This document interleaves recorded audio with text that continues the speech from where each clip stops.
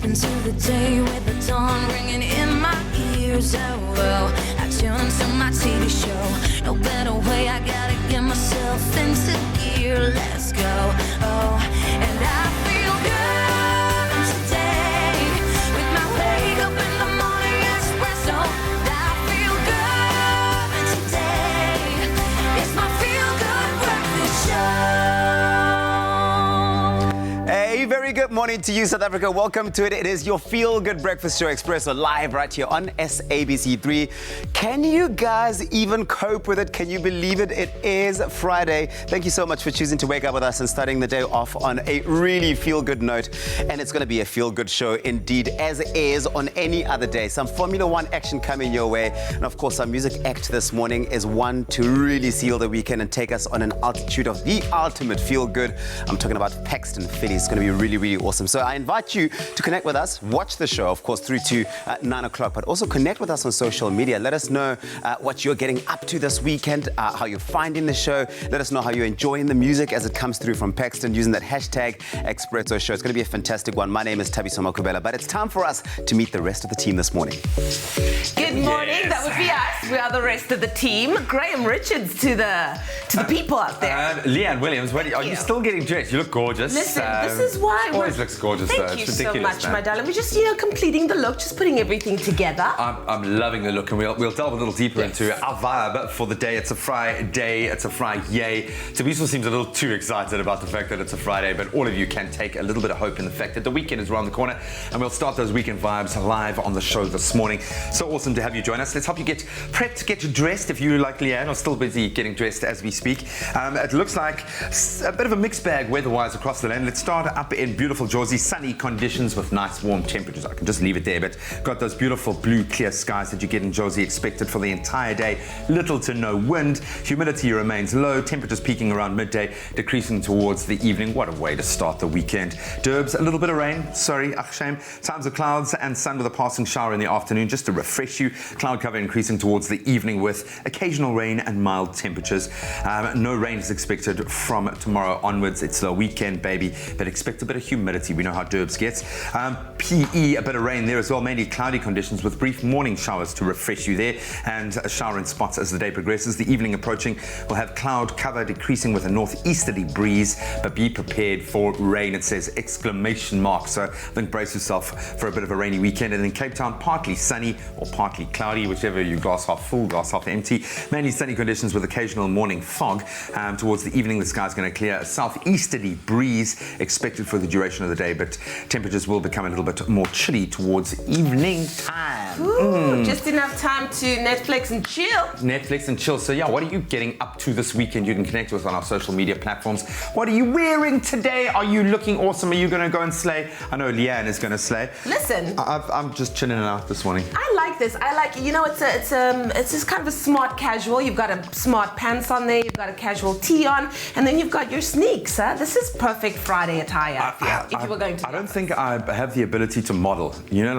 People do the vibe. Yeah. I watch you do your thing when we're kind of displaying our clothes, and you just seem to have a look, a pose. Yeah. You got great poses, man. But you always gotta fake grab the wrist like Cat does. Cat's always checking his time or something. I don't know what that is.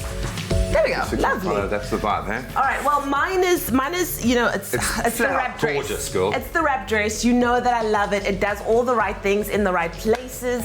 Cinches in the waist, a little bit of a V neckline. Adds a little bit of an itzy here and there. Plus, the fabric is not so thick that I would get too hot. And if I were to get cold, and if I were to maybe go outside and it's a bit chilly, all you need to do is just layer with an outfit like this. Completely. So that's what I love, is you could really add more chunks to the top, or you could just walk around the office or walk around wherever you are with this dress. I think it's perfect. Beautiful silhouettes. You've got to partner it with some banging heels to own your Friday, but you could just step out and have cocktails straight after work. Maybe that's your plan. You can let us know, what are you expecting out of the weekend? @Expresso Show is the handle to use. Also join the conversation on Facebook.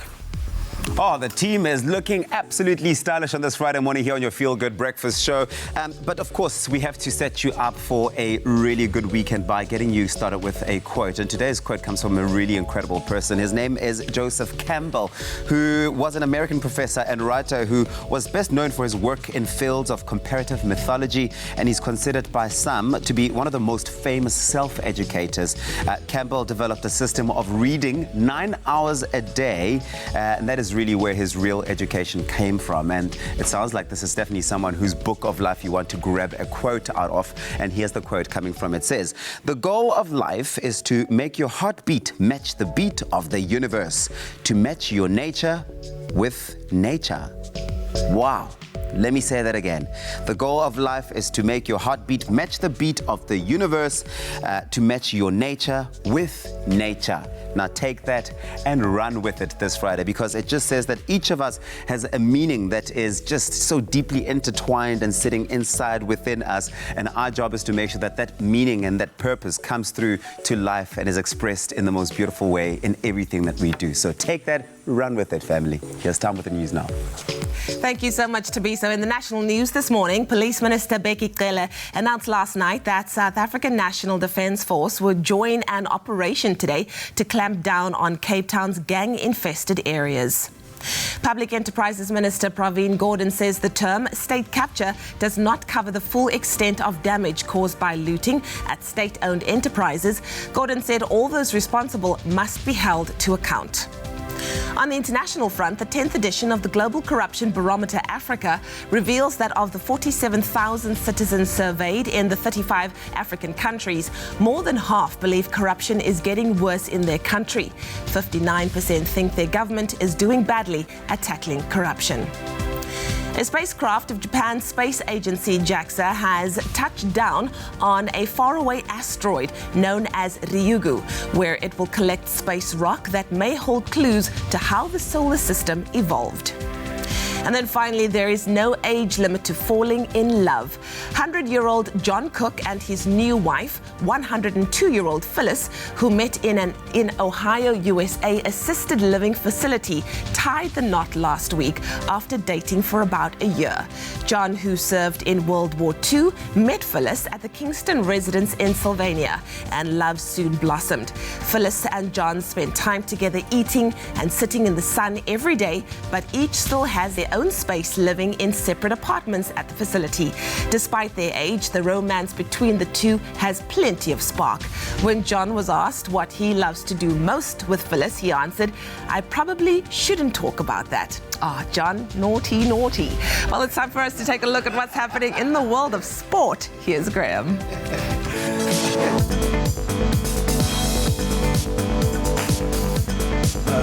Oh, John, stop it. Let's get into our Cricket World Cup action. What a surprising week. England, of course, living up to their pre-tournament billing as favourites, righting the ship and achieving an 8-wicket thumping of defending Cricket World Cup champions Australia at Edgbaston last night. Then in football, Algeria and Tunisia reached the semi-finals of the Africa Cup of Nations by beating the Ivory Coast and Madagascar, respectively, last night. In tennis, massive weekend on the way, but counting stock, Serena Williams beat Czech Republic's Barbora Stryková 6-1, 6-2 to reach the Wimbledon final, where she'll face Romania's Simona Halep, who yesterday beat Alina Svitolina 6-1, 6-3. And massive news in motorsports. South Africa's top motorcycle rider, Brad Binder, has been promoted to Premier MotoGP class, where he'll join the Red Bull KTM Tech 3 team after 3 very successful seasons in Moto2. We're going to delve much deeper into our plethora of weekend sport. Ashfaq Mohammed is here just as excited as me. We'll get into that in just a mo. Don't fear the flu. Boost your immune system with Effaflu C Immune Booster by Pharmadynamics. Effective, affordable healthcare. Thank you, Graham. And now we delve deeper into your temperatures across the country. But first, we've asked you to send in your beautiful sunrise pictures. And Anne Lambert did exactly that, sent us a beautiful skyline from out in Mpumalanga. It's so beautiful. And you can expect plenty of sunshine with clear skies and hot temperatures reaching a maximum of 34 degrees. A beautiful day out in Mpumalanga today. Let's take a look at the temperatures across the country, starting off in Polokwane with a low of 7, reaching a max of 27. The highest temperatures temperatures in the country today. That's Mbombela, your minimum is 10 and your maximum 34. Pretoria, 8 and 25. If you're in Johannesburg, 6 is your minimum and your maximum 23. Mahikeng, a low of 7, reaching a high of 26. A cold start to the morning today for Klerksdorp. 2 is your low and your high is 25. If you're out in Kimberley, 6 and 23. And Bloemfontein coming through with the lowest temperatures in the country. 0 is your start, reaching that peak of 22. Richards Bay, 16 and 24. If you're out in Pietermaritzburg, your low is 9 and your high 21. Southwesterly winds out in Durban today, 16 and 22. And if Mthatha, 6 is your low and your high is 19. Heavy rainfall for East London today, 13 your minimum and your maximum is 19. Craddock, brace yourselves, your low is 2 and your high 17. Cold day today. Occasional showers for Port Elizabeth, 12 is where you start off, reaching that peak of 19. Expect some rain as well. And if you're in George, 9 and 16. High humidity for Sutherland today, 2 is your minimum and your maximum is 17. And if you're in Cape Town, some winds, southeasterly winds traveling at 18 kilometers per hour. And we've got an 8 minimum and a high of 18. High humidity in Worcester as well, 2 is your low and your high is 18. Springbok, 7 and 25. And lastly, Uppington coming through with a low of 9 and reaching that high of 28. Whatever part of the country you find yourself in, make it a beautiful day, because you know what? It's a Friday. See It's what I'm a saying? Friday, yo. You've imbued us all with the joy of the Friday. I'm probably most pumped because it's a massive sporting weekend. I know we've had to kind of divorce ourselves emotionally as South Africans from sports. It's been a rough, but I think we can be proud of the way that our teams have closed out their respective tournaments, certainly. But we'd love to know what you are getting excited about. Are you just excited about your first morning coffee? You know, you can share with us. Look at that. Listen, here's to a great show. It's going to be fabulous, so don't move a muscle. If you must, make sure that it's just to refill your coffee cup, yeah? Oh, that's a good idea. Work it. Enjoy a moment in between with McCafe. See you after the break. Only you can make my day.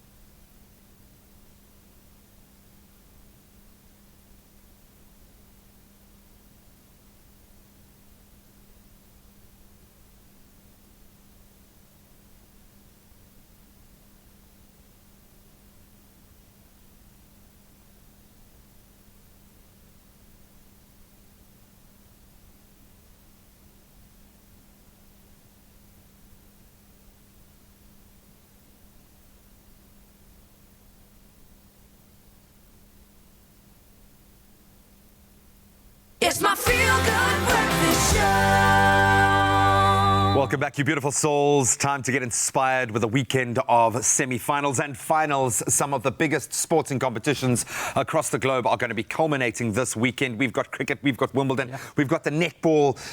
It is going to be a phenomenal weekend. I've missed this man so much. Ashraf Mohammed. Man. Love you, dude. Love you so much.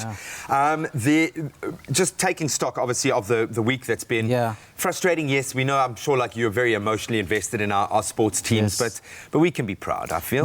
No, we can. Bafana, especially how they beat Egypt in the second Best round. game ever. Yeah, they dominated the Egyptians on their home ground in front of like 80,000 fans, in Cairo. So that was a wonderful effort, and we had took confidence from that. We thought really Nigeria, team, they hadn't lost to Nigeria in the last 5 games, in fact. So there was some confidence there. But then just on the day, they had opportunities they didn't put away. I felt in the first half they didn't push forward enough, and that cost him in the end with a late goal. With a last-minute goal. But we're proud of you, Bafana. We're proud of you. So the goats are out on grass, and we're not putting them out to pasture just yet. Unbelievable day today. Let's talk about Wimbledon. Let's talk about the Fed Express and Rafa Nadal. People always call him the king of clay. He took exception at that because he's got grass titles. Absolutely. He's knocking on... He's 18. He's got 18 Grand Slams. He's knocking on 19 Grand Slams. Federer has 20. This is the greatest era, probably, of tennis that we'll see. They meet again since the first time since 2008. Yeah, the 2008 finals, regarded by some as the greatest tennis match ever. That is, winning at 9-7 in the final there. So I think there's going to be another classic game. Federer, he's got a proud Wimbledon record. He's always regarded that as his favourite surface. But Nadal wants to prove a point again that he can win at Wimbledon. And they are both playing some of their best tennis still. In their twilight years, and we're going to see them in Cape Town next year as well. So that's also something to look forward to. We're going to sell out that stadium. It's going to be the biggest audience ever that anyone has ever seen. Is this Serena's year on the women's draw? It looks like too many of the big guns have been pushed I hope out. so. She's on 23 Grand Slams, so she wants to get to 24 to equal Margaret Court. So let's hope she can pull it through this time. Just very quickly, Currie Cup, who the pace setters do you think this year kicks off this weekend? The big game this weekend is Province Bulls at Newlands. Quite a few guys trying to still put up their hands for Springbok selection. Lord de Jager's back for the Bulls after long injury layoff, so he's got a point to prove. And for the Sharks playing tonight, JP Peterson at outside centre. Yes, he is still in the fold, man. Yeah, so he's come back to Durban, going to play, and then next year I think coach as well. Oh, that's absolutely awesome. Netball World Cup, we've got a phenomenal first team. How are they faring going into this massive They've just come off a 2-test victory over Wales, so there's a lot of confidence there for the Proteas ladies.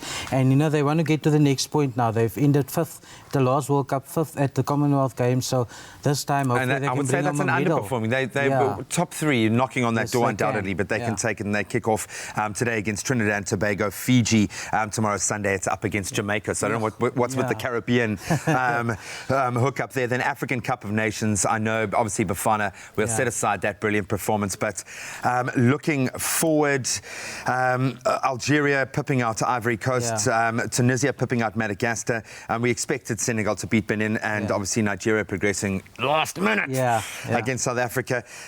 Senegal probably... Look, Senegal's probably the favourites, but I like Algeria as well. They've played some good football, and they managed to come through now the penalty shootout against Ivory Coast. So that's a good test. And Madagascar knocked out now by Tunisia. So Tunisia went well with a 3-0 victory in the quarters, so watch out for them. So just summating, and I know you can't look in the head of the Bafana players, but how are we able to... It looked like I was watching a Premier League game. With the ability to play a pressing front-forward line, but still cover in defence. What has clicked? What has changed? Is it the influence of the international players? Percy Tau has been probably, again, the standout.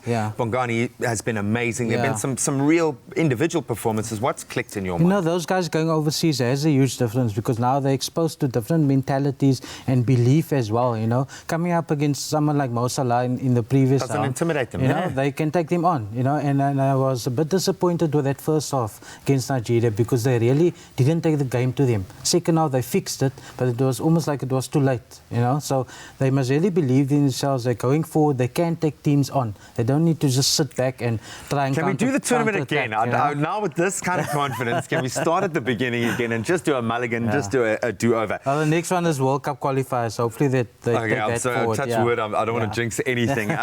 So if that's any of those results have surprised you, just wait for the Cricket World Cup. It's going to be it will be a new winner of the World Cup. Neither England or New Zealand have won. Maybe England, we expected them to be a favourite coming into this. New Zealand were nowhere a week ago, but they will be contesting the final. We'll delve into that in just a moment.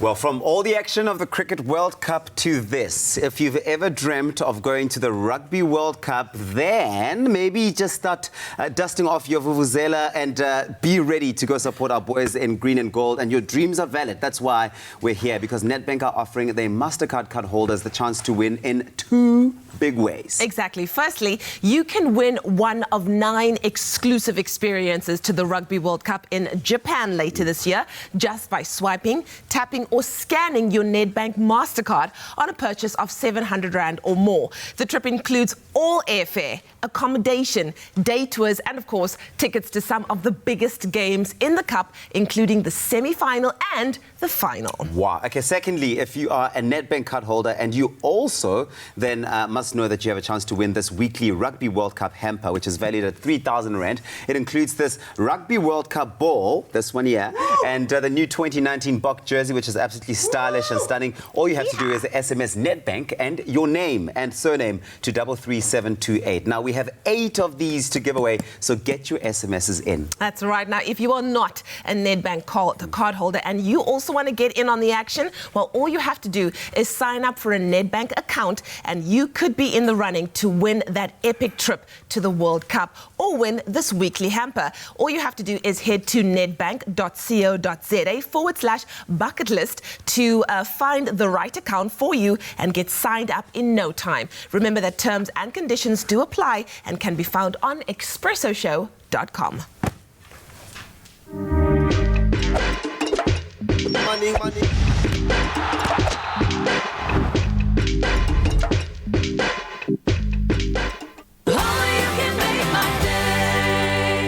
Hi, I'm Melinda Bam, and I was a contestant on Tropica Island of Treasure Season 8 in the beautiful Maldives. I had a blast because I played like a kid again. My name is MT. I was part of the Tropica Island of Treasure in the Seychelles. That was a dope experience. The new season of Tropica Island of Treasure is coming soon, so make sure that you look out in August for all your entry details. And you can stand a chance to win yourself a small million. So if it's fame or fortune you want, make sure that you don't miss out. Tropica Island of Treasure, Curacao.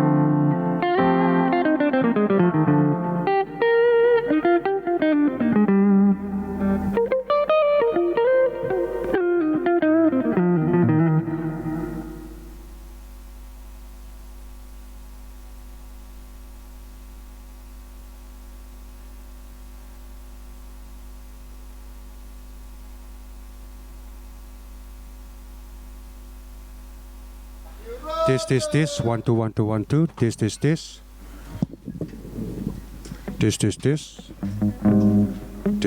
1 1 1 1. Low Greg. Main vocals. This. Testing. 1 2 3 1 2 3. Main vocals. Are you getting this one? There we go. Okay.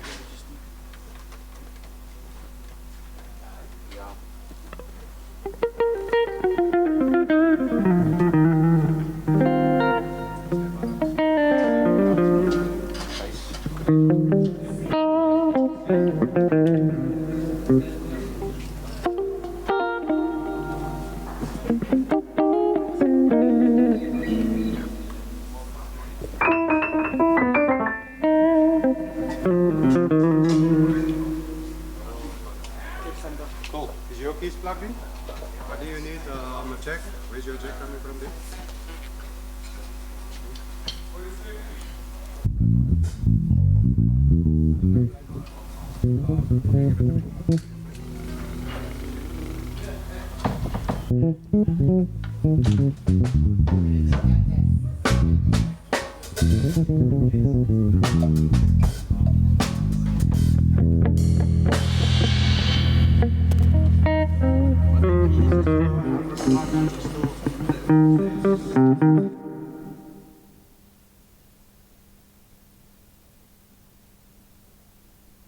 It's my feel-good breakfast show. Welcome back. Thank you so much for tuning in. It's a celebration of sport this weekend, undoubtedly, because we've got so many amazing finals. And I say amazing in every sense of the word when we look at those finalists. Ash is back to chat. ICC Cricket World Cup 2019. Obviously, the Proteas ending on a high, giving us an amazing performance. It was almost worse than seeing them fail, because you kind of see what they can do on their potential. When you belittle and almost destroy and probably break the spirit of Australia, let's be honest. A couple of injuries coming into that space as well. So have you been able to come to terms with the Proteas Cricket World Cup campaign, Ben? Probably not yet. Seeing Faf there at the airport as well, and the coach speaking there, and you just think what could have been, especially after the victory over Australia, how they managed to play to their potential for the change, and they showed what they are capable of. And that probably affected Australia's confidence going into the semi-final. They were just down and out, totally flat, outplayed by England. But yeah, the Proteas, they will have to start over again. Yeah, but all the tools are there, and Faf, we still love you, brother. We love you, man. I'm such a fanboy, dude. New Zealand, India, broken up into, it became a two-day test of mettle, of individuals. It highlights for me the fact that this World Cup has had a narrative for the bowlers. After we thought that the Rohit Sharmas, the Warners of the world would control proceedings, this has been about the bowlers and what they can do, about, most importantly, about what the New Zealand bowlers and fielders and batsmen, Captain Williamson can do. You see, going into the tournament, we were talking about 400s being scored, in the 50 overs. Now, look how exciting is a 220, a 230 target, just, I love this kind of cricket, this old school 50 over cricket where the bowlers are in with a chance, Body line! You knocking helmets off heads. Exactly, Jofra Archer yesterday to Kerry, I mean, that is an amazing delivery. Who knocks a helmet off, So yeah, in terms of the bowling with New Zealand, India, Trent Bolt, that in-swinger to Virat Kohli, what a ball, pitching almost on off stump and sliding back. That's the kind of thing you want to see. And I suppose when you look at both of the big guns that we expected to be progressing, both India and Australia, they play with a mindset. They play with a culture of winning, and if you can upset that, that's a big thing. So now, when you look at England, Australia, I don't think we expected Australia to capitulate. You seldom get to use that term when mentioning Australia. But their batting has been brittle, If Warner and Finch don't get off to the best of starts, that middle order, especially once Usman Khawaja was ruled out with injury, out of the semi-final. Thank you, Proteas. Suddenly there was like no one else who was going to score the runs if Warner got out early, and he did. And Finch got a first bowler. Suddenly, almost came over. Think of like a couple of their gambles, Stoinis being the all-rounder, not being able to achieve with the bat. And so they haven't also really hot and cold, haven't stepped up all the big hitters, but the big hitters who have stepped up in that English outfit, you've got to give them the favourites tag now against New Zealand, who maybe not the better team, but on the day clearly can produce something miraculous. How is this going to go? How do you think, who's going to win it? Is it the Bairstow show? Are we going to see a continuation of these star batting performances from England? Let me tell you this, I think England are the favourites. I would want New Zealand to win, but England's batting combined with the bowling. It's not just a song in one. Kind of woken. Woken up there. And, with Archer with his pace, Mark Wood with his pace, Adil Rashid coming through yesterday with his leg spin, suddenly they just look such an effective unit with the ball as well. And their batting is strong, Bairstow, Jason Roy, Owen Morgan, all these guys. Morgan was 6 years old when England were lost in a final. Neither of these teams has won a final. New Zealand have won more World Cup games than any other team and haven't. So they probably are the perennial chokers here. In your heart of hearts, who do you think is going to take this one? Look, the fans are going to be there for England, but New Zealand, they're such an effective team, and they save those extra singles or the boundaries. They bowl when they have to bowl, but they may not have enough runs. I think New Zealand might battle with the bat. Dude, I love you, man. So good to have you back in the hot seat here. notably our netball ladies doing us proud at the World Cup. But you can share your sporting thoughts with us on our social media platforms. And of course, that final fixture in the Rugby World Cup, in the Cricket World Cup, is going to be playing out on Sunday. You can let us know who you think has the edge. Is it England? Is it New Zealand? One way or another, there will be a first-time winner of the Cricket World Cup. Wow. Now, when it comes to the best of the good life, Top Billing is the longest running entertainment and lifestyle program in South Africa. Tune in tomorrow night to see presenters Ryle De Mornay and Jonathan Boynton Lee settle a score or two as Ryle shares the workout tips of a life-saving world champion. Always so much fun there. Then you get to marvel at the custom-made hand-crocheted light fixture decorations of Ashley Lloyd and join presenter Harmony Katalondi with the voice of Juice and Sauce and Drip as we catapult into Africa's future at the recent glamorous Durban July. Join the party on #TopBilling this Saturday evening at 6 as Ryle De Mornay burns up the cover of a leading fitness magazine and shares the workout tips of a life-saving world champion. One of these, it's like a waffle. You gotta be mad as well. You gotta. Then he smiles a little bit. Okay, so it's important. Come on, angry. It's like he's smelling something, but like a sexy something. Mother and daughter Pauline Monemo and Tamburai Chirume export their African originals across the globe. I can walk in a shop and if they've got pieces, sometimes I scratch pieces and put it together. Then I will make something out of it. And I think my mom has always enjoyed creating something out of nothing. So we started using offcuts of leather. That's how we started with the leather handbags. So she never liked wearing things that looked like anybody else. It's Durban July season when fashion forgets winter and steps out of its cocoon to bloom in glorious African Technicolor. Really impressed with the caliber of design this year. I think people are finally kind of getting a bit of a groove in terms of what we're looking for. They all look like stars today, and yeah, it was a very hard job to choose 10 finalists in each category. We see firsthand how lighting design comes alive in the hands and mind of Ashley Lloyd, a talent who listened to her instincts, not her critics. Crochet hooks usually come in about 0.125 to about like 7 or 8, and because the rope material is bigger, the crochet hook obviously needs to get a lot bigger. So my mother made me a wooden one that she carved for me.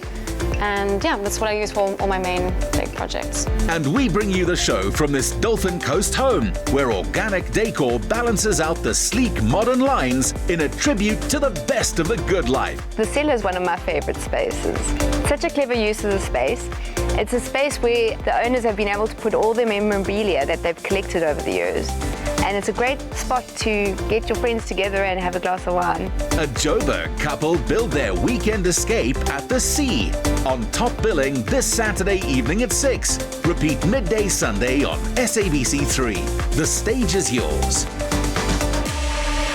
Well, Top Billing, that's definitely one to watch, all that action happening. And of course, the guys are always a showdown where the muscles are concerned. What are you laughing at? Oh, just everything, man. At the guys popping biceps, looking at Ryle doing his we also started doing exactly the same thing. You're that body. Yeah, how do you even achieve something like that? Is that is that genetically even possible? I don't think it's for all of us. But listen to this, something that's probably for someone out there, or for most people out there who've been watching, is that we recently made the big announcement that the popular TV presenter scout competition, Presenter Search on 3, will soon be coming back to your TV screens for an exciting 5th season. Lots has changed since Expresso Morning Show moved locations, and Presenter Search on 3 is looking for not one, but 2 new faces to join the family of your feel-good breakfast show. Yeah. And they must be good. They must be really, really good. Now, I say this with like absolute conviction because so many people enter. And to make it through to the final stretch, to get into that place where you can start mentoring and kind of enter in the deep end, live TV, you really have to back yourself, have that confidence. And that is at the core of what we are asking you to do, because you've got to post a video on Instagram of yourself, just 1 minute, minute because that's all that Instagram allows, but Yeah. it gives you an opportunity to sell yourself in a very short amount of time. Don't make it too short. Obviously, we need to get a sense of who you are. You've got to introduce yourself first off, give us your name, most obviously, and whereabouts you live. Then share what makes you unique or an individual. Every one of us is definitely not a carbon copy of the other. Don't try and emulate someone who's come before you. Be yourself and share that video on Instagram using the hashtag PresenterSearchOn3. The deadline is the end of this month, 31st of July 2019, so you better get on it, get a mate to help you get a little bit creative. Limited entries will be contacted via Instagram and invited to the actual audition process where you'll step in front of our panel of superstar judges, and then it gets very, very real. Very real. Exactly. And of course, if you are not contacted by the 2nd of August 2019, then you have to consider yourself, unfortunately, unsuccessful. But there'll always be other opportunities to be found on 3. Now, we want to know, have you got what it takes to join the ranks with us on South Africa's award-winning breakfast show? Then make sure you present yourself well and show off what you've got. Remember to include hashtag PresenterSearchOn3 so we will be able to find you. Entries close on the 31st of July, so don't waste any time. And for more information and details, all full T's and C's rather, you can visit PresenterSearchOn3.com. But you have an opportunity. Connect with us on social media. You know, hook up a young follow there. Ask Leanne for some advice. Maybe if you want to get some tips. This is an open, two-way conversation. We'd love to help you get to that point. And most importantly, we would love to have you join this team. Sit on this couch. This could be There's you. plenty Right of here. Your space spots, over here, baby. over there, everywhere. Okay. While you plan your link and what you're going to be saying on that video, we're going to take a quick break. We'll see you in a bit. Welcome to the show. It's good to meet you.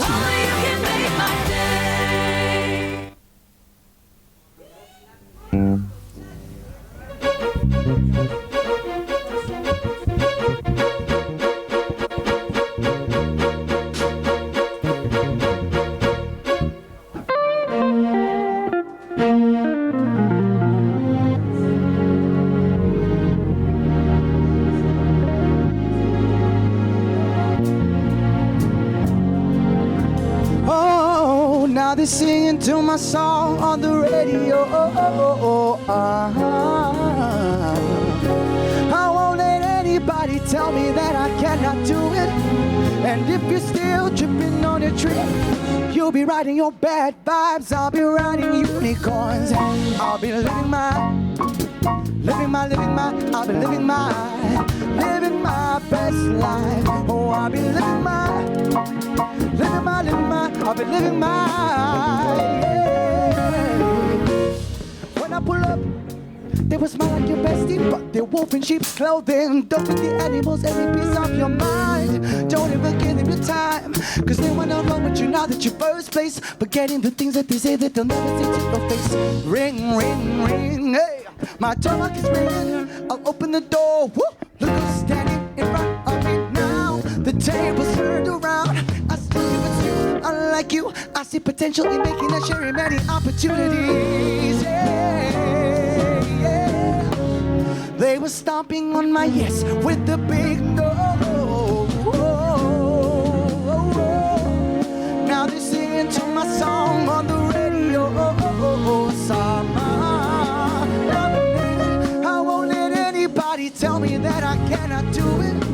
And if you're still tripping on your train, you'll be riding your bad vibes. I'll be riding unicorns.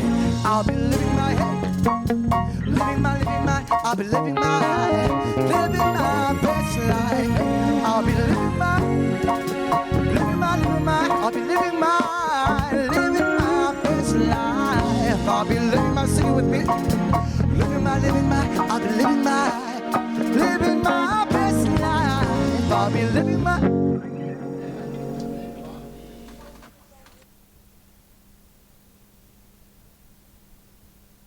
It's my feel-good breakfast show.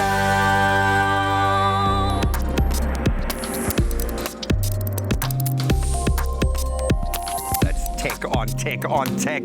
Welcome back. You're live with Expresso as we get into our Tech Daily Update. And what a week in tech it's been.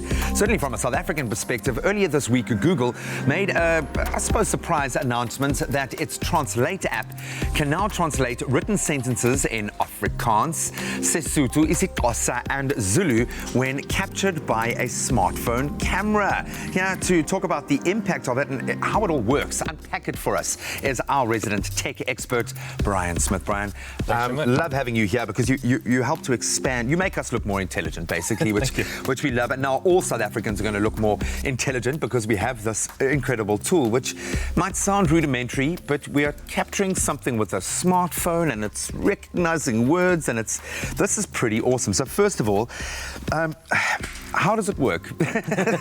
Precisely. How is it able to do this? So I think, it's perhaps one of the most simple technologies out there if you think about it, but the amount of complexity that goes on behind the scenes is staggering. So it's actually based on two different principles in tech terms. So the first is called optical character recognition.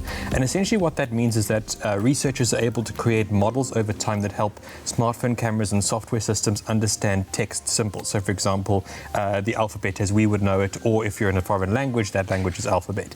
And if you consider what's particularly interesting over time is that when coupled with what's called machine translation, is that systems are over time able to actually translate sentences on the fly.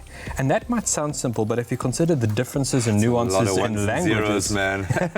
well, if you consider in language, not everything can be directly translated. For example, you have idioms, expressions such as let the cat out of the bag. Especially with South Africa, with our glorious amount of official languages here, that nuance makes all the difference, in fact. Do you have to be connected to the internet to access what must be a massive database or pool? How will it actually work? So that's the great thing. You don't have to be connected at all. In order to use this application, all you'll need is your smartphone with an equipable camera and be able to take an image of written text in any now of South Africa's newly supported languages to be able to translate it directly on the fly. And essentially this is already done through your smartphone's camera and onboard software processing.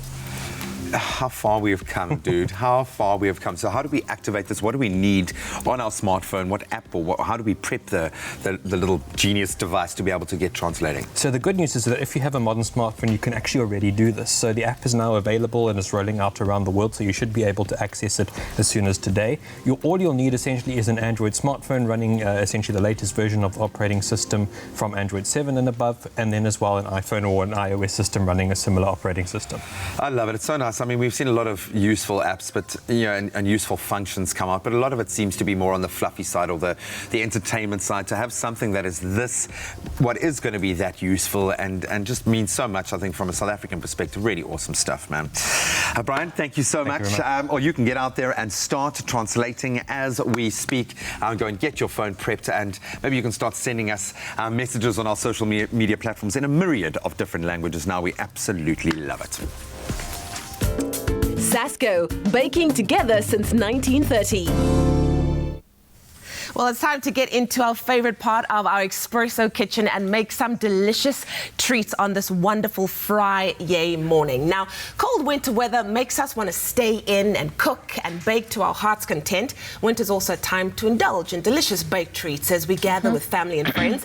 And Sasco's delicious peach cardamom and pistachio upside down cake is the perfect cake to serve for tea or after family lunch. In fact, we guarantee that everyone will want to linger a little bit longer in the hope of getting a second helping. So this morning, Sasco top baker Lamise Abrams joins us in the kitchen to show us how we can all get creative with baking in winter. Lamise, good morning. Welcome to the show. Thanks for having me. This is so cool. I think I've made an upside down cake, a pineapple upside down cake. Yeah, that's the popular many years ago. So this one is new and I'm so excited about it. What do we need for this recipe? Okay, so for this recipe, we'll need 100 grams of softened butter. Yeah. 100 grams of caster sugar, a tablespoon of lemon zest, 1 teaspoon of baking powder, some cardamom and we'll get to that one after this. Yes. Cinnamon. There we go. And then we'll need 50 grams of pistachios and half a cup of yogurt and 3 eggs. Okay, wonderful. And then of course the star ingredient. Yes. Alrighty. So, firstly, we can start with doing the peaches. Would you mind helping me with that? I don't mind at all. I love getting involved. It's really simple. You just sprinkle a little bit of brown sugar so that when it cooks, the brown sugar kind of caramelizes the peaches. That's correct. Gorgeous. Yeah. And then you want me to just kind of like stack them in there in a nice little pattern? Just make a nice, beautiful pattern like I did over there. And then you're going to continue with our cake So we'll just whip this up. We'll cream the sugar and the butter. Let me just add the butter, sugar. Go. This actually looks like quite a, it's not a very intricate recipe. No, it's really simple. And I think very flavorful at the same time, which is really, really wonderful. Yes, that's correct. Go. You have that beautiful peach juice with the spicy cake. I gotta tell you, I'm loving my little formation of peaches over here. Yeah. Yep. If you just joined me this morning, we're making a delicious upside down cake, peach, cardamom, and pistachio, and it's going to be absolutely beautiful. There we go. I think I'm done over here. Now, the nice thing about Sasko is that it's been around for 80 years. The brand is as South African as they come and part of everyday South Africans' daily lives. We use it for sandwiches for lunch, cakes at a birthday, celebratory dinners, and of course, family lunches as well. Now, Sasko products are halal, they are kosher and suitable for vegetarians. The Sasko cake wheat flour is used for cakes and best sponges.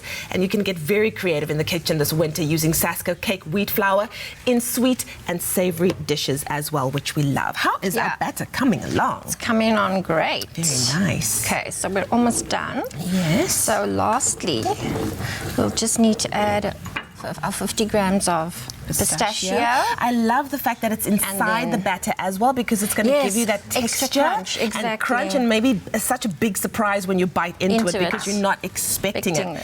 So if you would like the recipe this morning for our delicious peach, cardamom and pistachio upside down cake, all you have to do is SMS the keyword Sasko to 33728. We will gladly send you the link to the recipe, the ingredients list, and who knows, you could be making this recipe and of course just blowing your guests away because there won't be any leftovers. I believe that. Okay. All right. That looks great. So all we have to do... So that's just going to go on top. Yes. Lovely.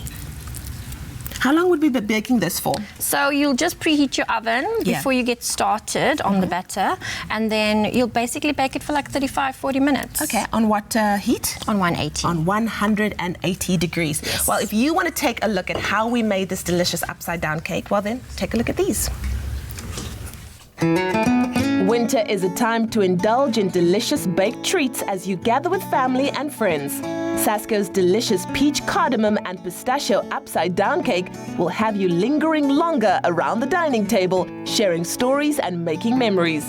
To get started, place 1 tin of drained peaches at the bottom of a spring-form tin and sprinkle with 3 tablespoons of brown sugar. Then beat 100 grams of butter and 3/4 cups caster sugar till pale and creamy. Next, add 3 large eggs one at a time, beating well after each is added.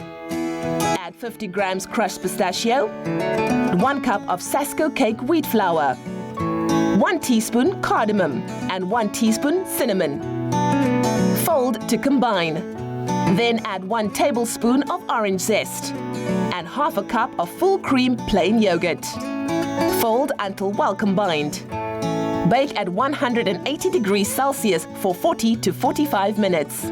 Sprinkle with pomegranate seeds and pistachio and serve with whipped cream and enjoy. The keyword once again is Sasko to 33728. We will send you the ingredients list and the link to the recipe, and you could be making this delicious peach, cardamom and pistachio upside down cake.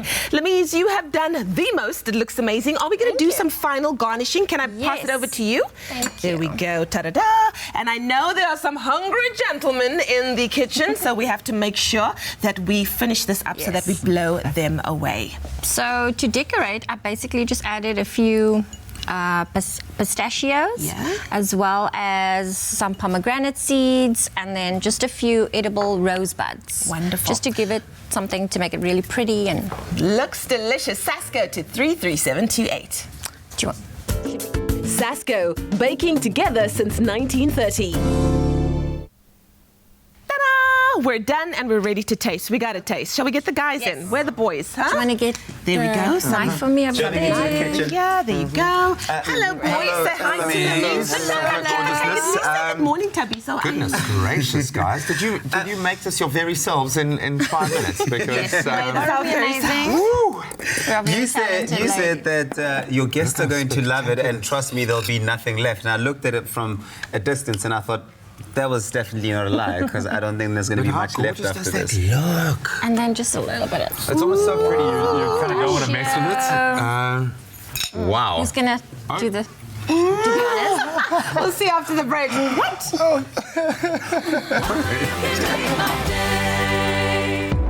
Get an insurance quote and stand a chance to win one of 6 Samsung S10 smartphones. Simply SMS the keyword LIFE to 31492 for a callback and quote, and you could be a winner.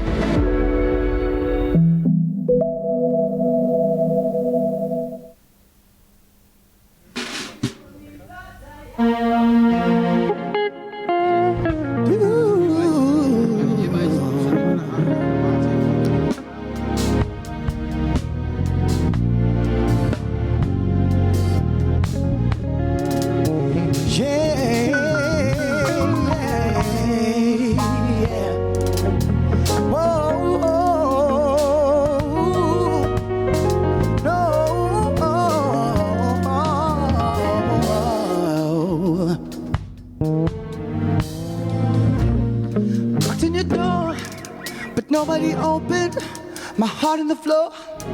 I was shattered, not broken. I had to pick myself up, cause I know where I'm going. The only way was up, from the bottom got me to the top. Ring, ring, ring. Is that my phone ringing? I'll hang up the call, cause why the hell you acting like you wanna know me now? You've forgotten how you made me feel I had no way to turn, had to get burned. Thank you for the lesson learned. They were stomping on my yes with the big hell no.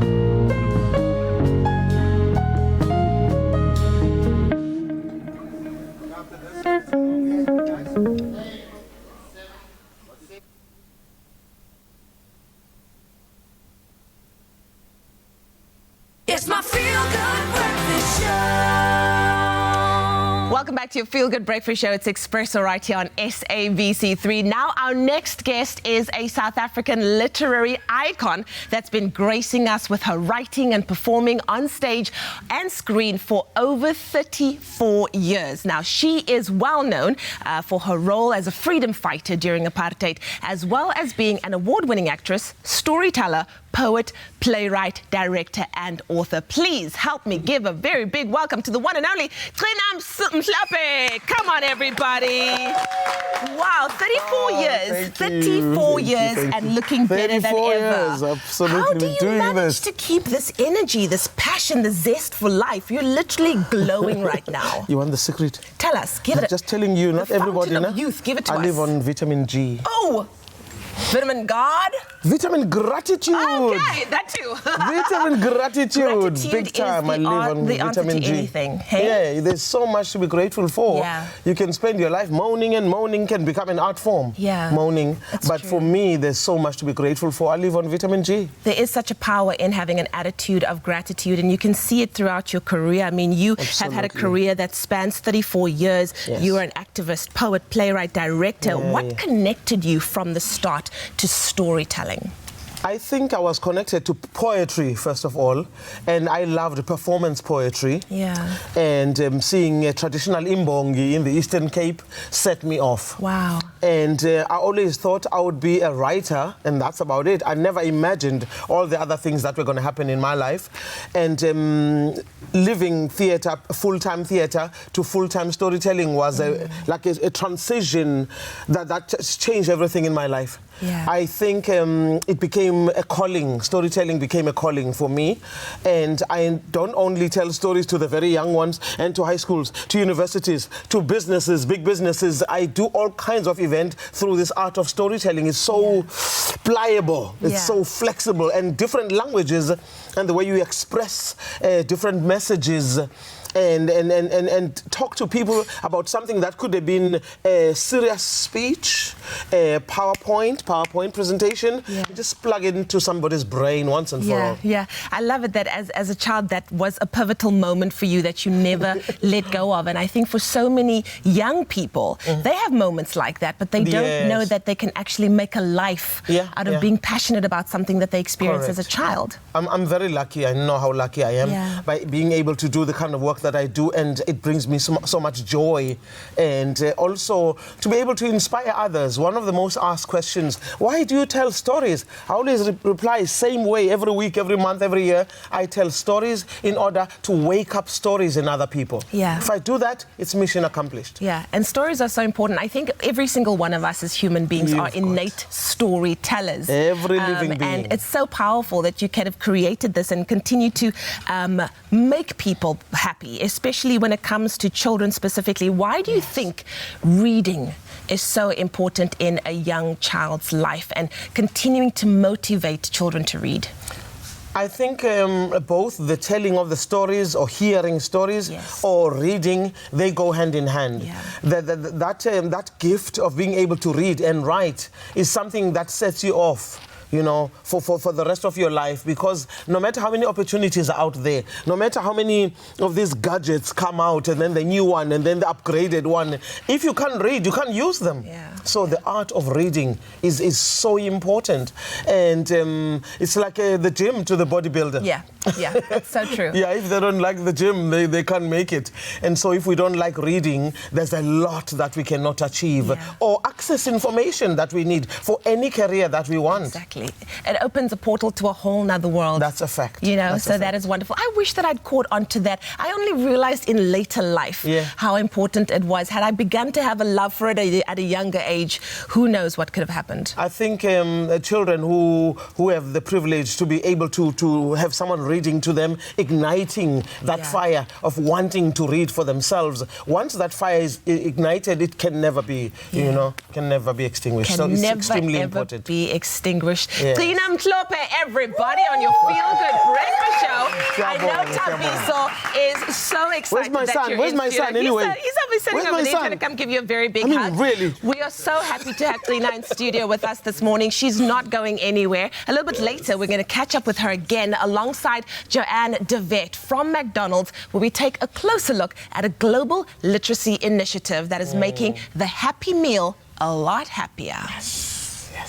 Happy birthday, a very happy birthday to you. Hey. What a legend, hey? How awesome to have Tina here. Yeah, man. So all I can think of now, and she's speaking, and I just want to listen to her telling a story, and I can think of Kwasuga Sugela. And this way you go, Kozi. Kozi. Yeah. Oh, man. special day. So let's make it even more special by wishing some of y'all at home a very happy birthday.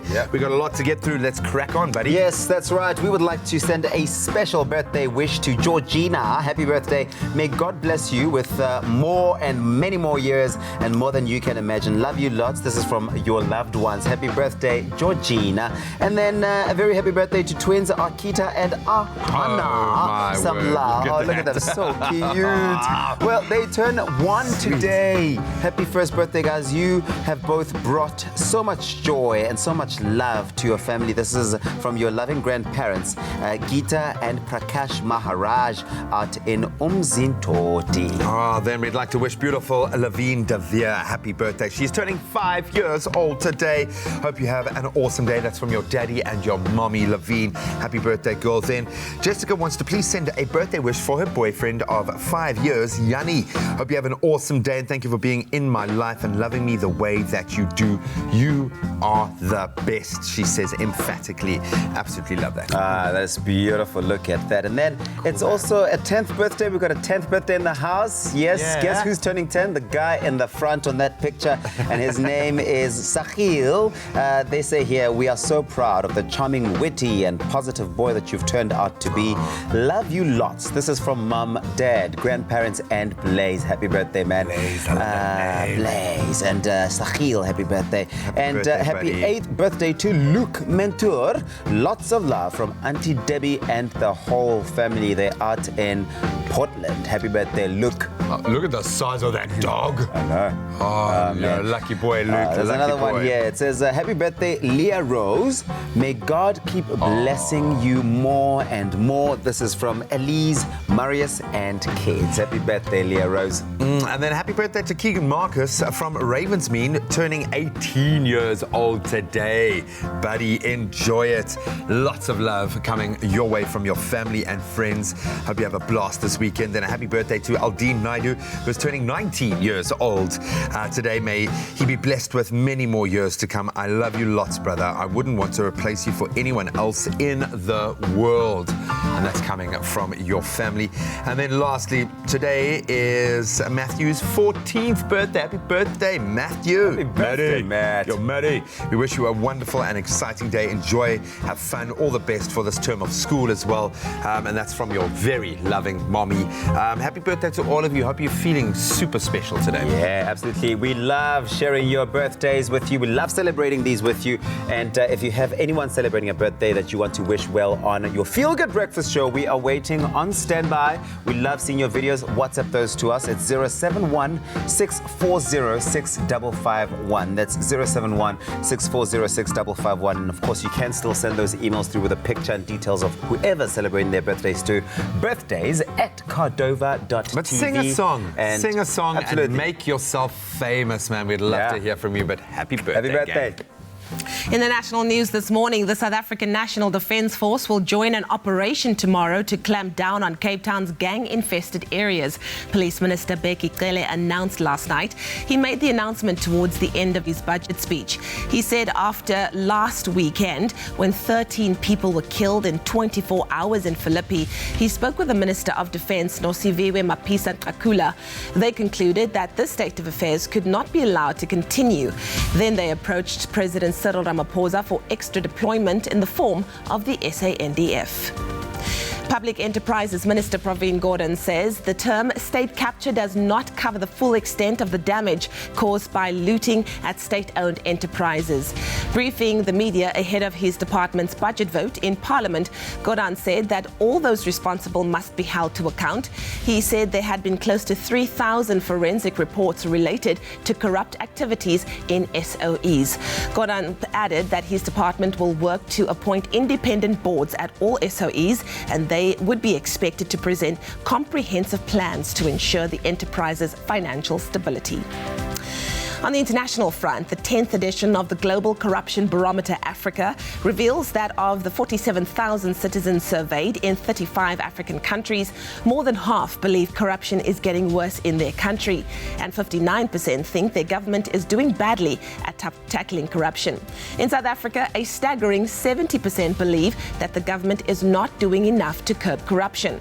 The police service is considered the most corrupt institution, with a global average of 47% of people believing that most or all police are corrupt. In South Africa, this figure stands at 49%. A spacecraft of Japan's space agency has touched down on a faraway asteroid known as Ryugu, where it will collect space rock that will hold clues to how the solar system evolved. It is the second touchdown for the robotic Hayabusa 2 aircraft, which collected rocks from the asteroid in February. After blasting a crater into Ryugu, it has returned to pick up fresh rubble. As these samples come from within the asteroid, they will have had reduced exposure to the harsh environment of space, and it's hoped that the rock will give scientists more data on the origins of the solar system. And then finally, plastic waste is a global challenge and it's suffocating marine life. So July is the month to challenge yourself to go plastic-free or at least cut down on its use. The challenge was launched in Australia and is spreading globally. Now, last year, 120 million people in 177 countries joined in. When taking up the challenge, you don't have to go full-blown plastic-free. Any effort should do. For instance, avoid single-use plastic packaging, use material bags when grocery shopping, buy a reusable glass water bottle, and if you do use plastic, make sure that it can be recycled, and then recycle it. Are you going to take up the challenge? Well, we at Expresso certainly have. Let's take a look at what's happening in the world of sport with Graham next.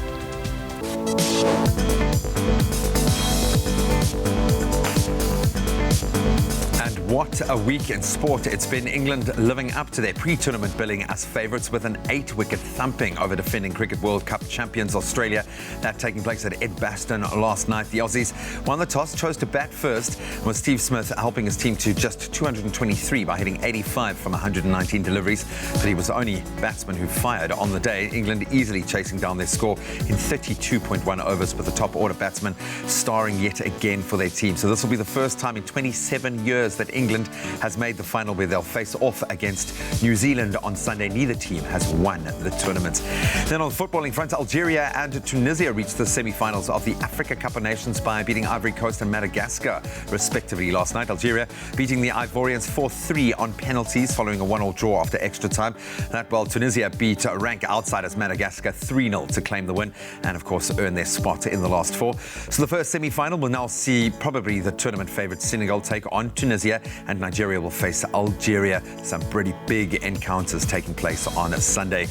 Then a massive weekend in tennis as well. Serena Williams this week, of course, beating Czech Republic's Barbara Strykova 6-1, 6-2 to reach the Wimbledon final, where she'll face Romania's Simona Halep, who yesterday beat Elina Svitolina 6-1, 6-3 ultimately. So this will be the first final at the All England Club for Halep, while 7-time champion Serena Williams will be chasing her 24th Grand Slam title. Incredible.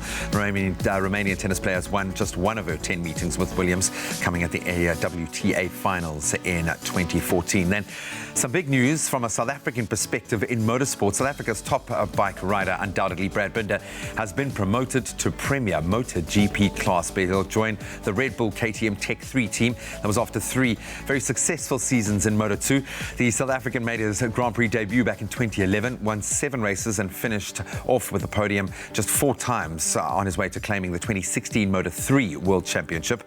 So Binder is set to become the first South African to compete in the Premier class since the year 2000. A massive step up, and we send him our congratulations. That's where we leave our sports for now.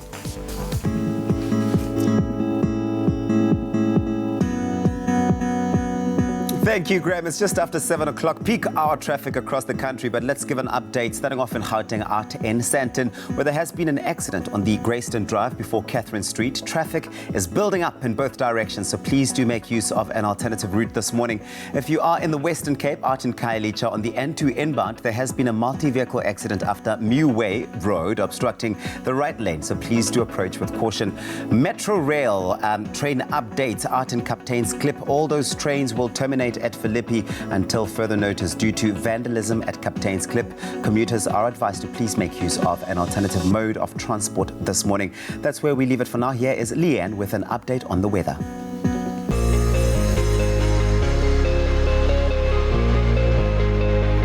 So we've asked you to send in your sunrise pictures. Our regular photographer, Gary Okamp, woke up extra early this morning to send this amazing sunrise from East London. Thank you so much, Gary. Now, Gary, you can expect some partly cloudy conditions with a couple of afternoon showers and a brief shower or 2 in the evening, reaching a maximum of 19 degrees today. Let's take a look at some of the other temperatures around the country. Polokwane, you're looking at a low of 7, rising to 27 degrees.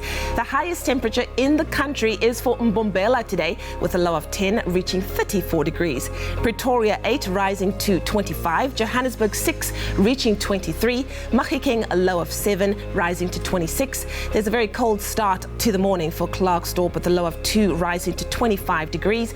Kimberley, your low is 6, reaching 23. And then the lowest temperature in the country is for Bloemfontein, with a low of 0, rising to 22 degrees.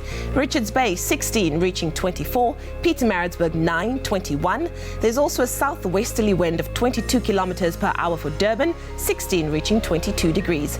Mthatha 6 rising to 19, and then there's some heavy rainfall for East London with a low of 13 rising to 19 degrees. Craddock, your low this morning is 2 reaching 17 degrees, and there will be some occasional showers for Port Elizabeth with temperatures of 12 rising to 19 degrees. George 9, 16. Also there's some high humidity for Sutherland with a low of 2 rising to 17 degrees. Also you can expect a southeasterly wind of 18 kilometers per hour in Cape Town with a low of 8 rising to 18 degrees. There is some high humidity for Worcester with a low of 2 rising to 18. Springbok, your low is 7 reaching 25, and finally Uppington, you have a low of 9 rising to 28 degrees today. I'll have another bulletin for you at 7:30.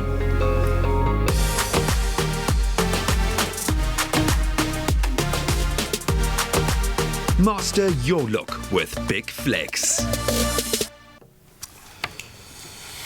So, buddy boy, yes, time to find out how much you have learned on our grooming journey with Big's premium range of Flex razors. Unbelievable amount of new kind of intellectual property we have gained in this space. But you keep putting me to the test now, and I have learned a huge well, amount. You've definitely become the go-to guy for all things I've been grooming, shaving. but how much do you think you've taken on board?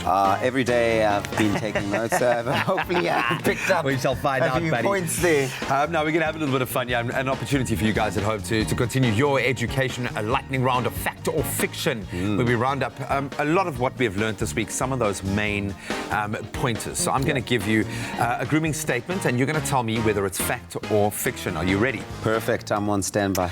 All right, so statement 1. Yeah. Think about it, brother. Think about it. It's important to treat your skin either before or after you shave. Fact. Fact. It's in fact, think about the wording. Think about the wording. It's important to treat your skin before and after. Well, there you've hit the nail. It's actually, I was asking you whether before or after. It's before and after. Yes. Completely. Yeah. You've completely smashed that.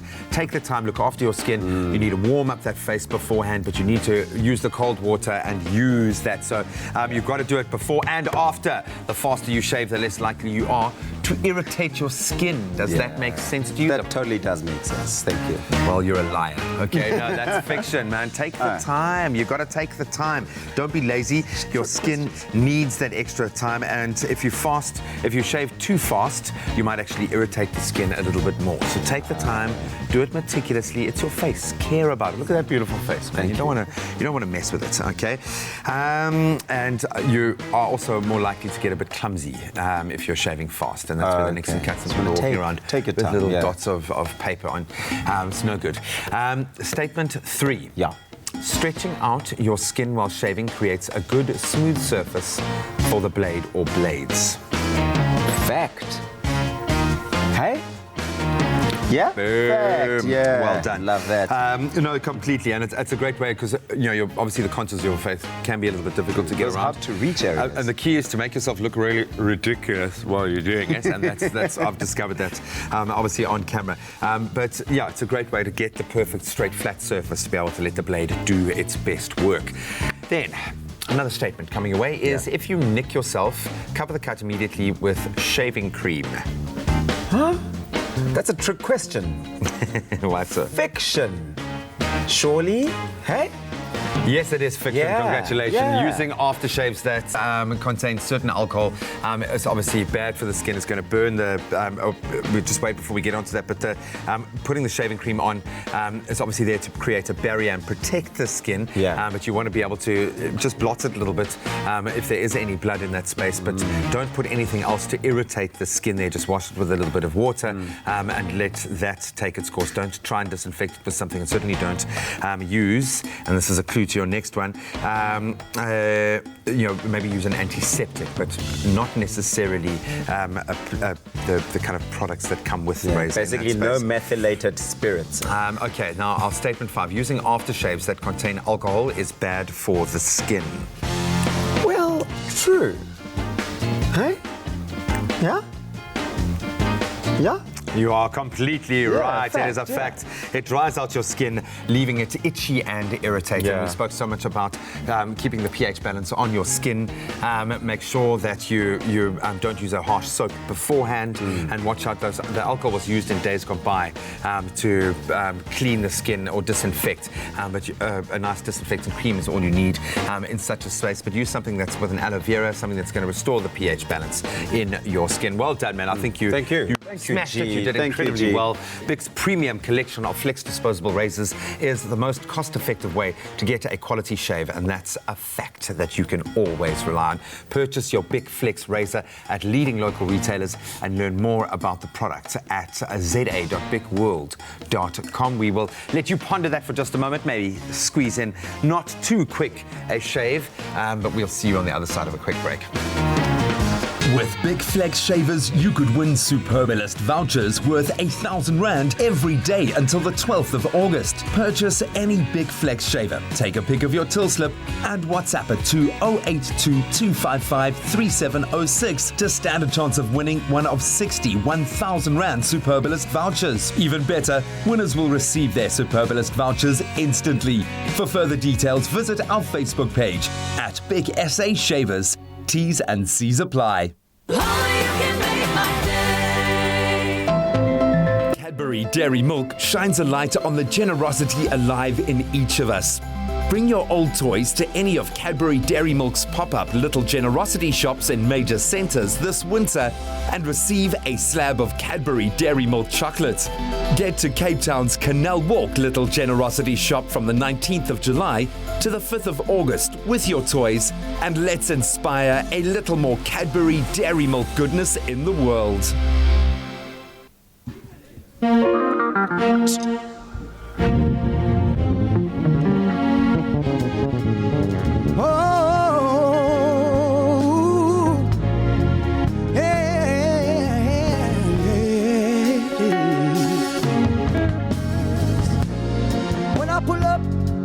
Smile like your bestie, but they're wolf in sheep's clothing. Don't feed the animals any piece of your mind. Don't ever give them your time, cause they wanna roll with you now that you're first base. Forgetting the things that they say that they'll never say to your face. Ring, ring, ring, hey. My doorbell is ringing, I'll open the door. Woo! Look who's standing in front of me now. The day was turned around, I still give it to you, cause unlike you, I see potential in making and sharing many opportunities, They were stomping on my yes with the big no. Now they're singing to my song on the radio. I won't let anybody tell me that I cannot do it. Cause if you're still tripping on your trip, you'll be riding your bad vibes. I'll be riding unicorns. I'll be dropping the keys for living my, I'll be living my best life.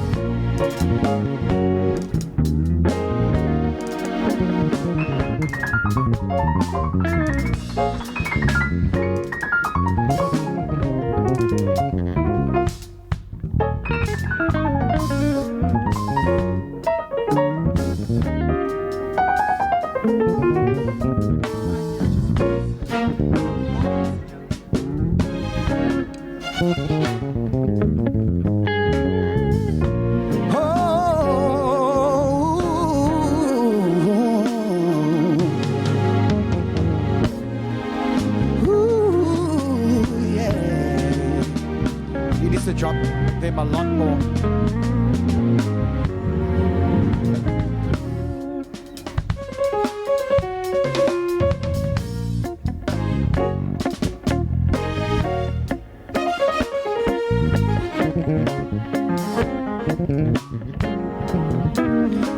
Do do do do do do do, yeah.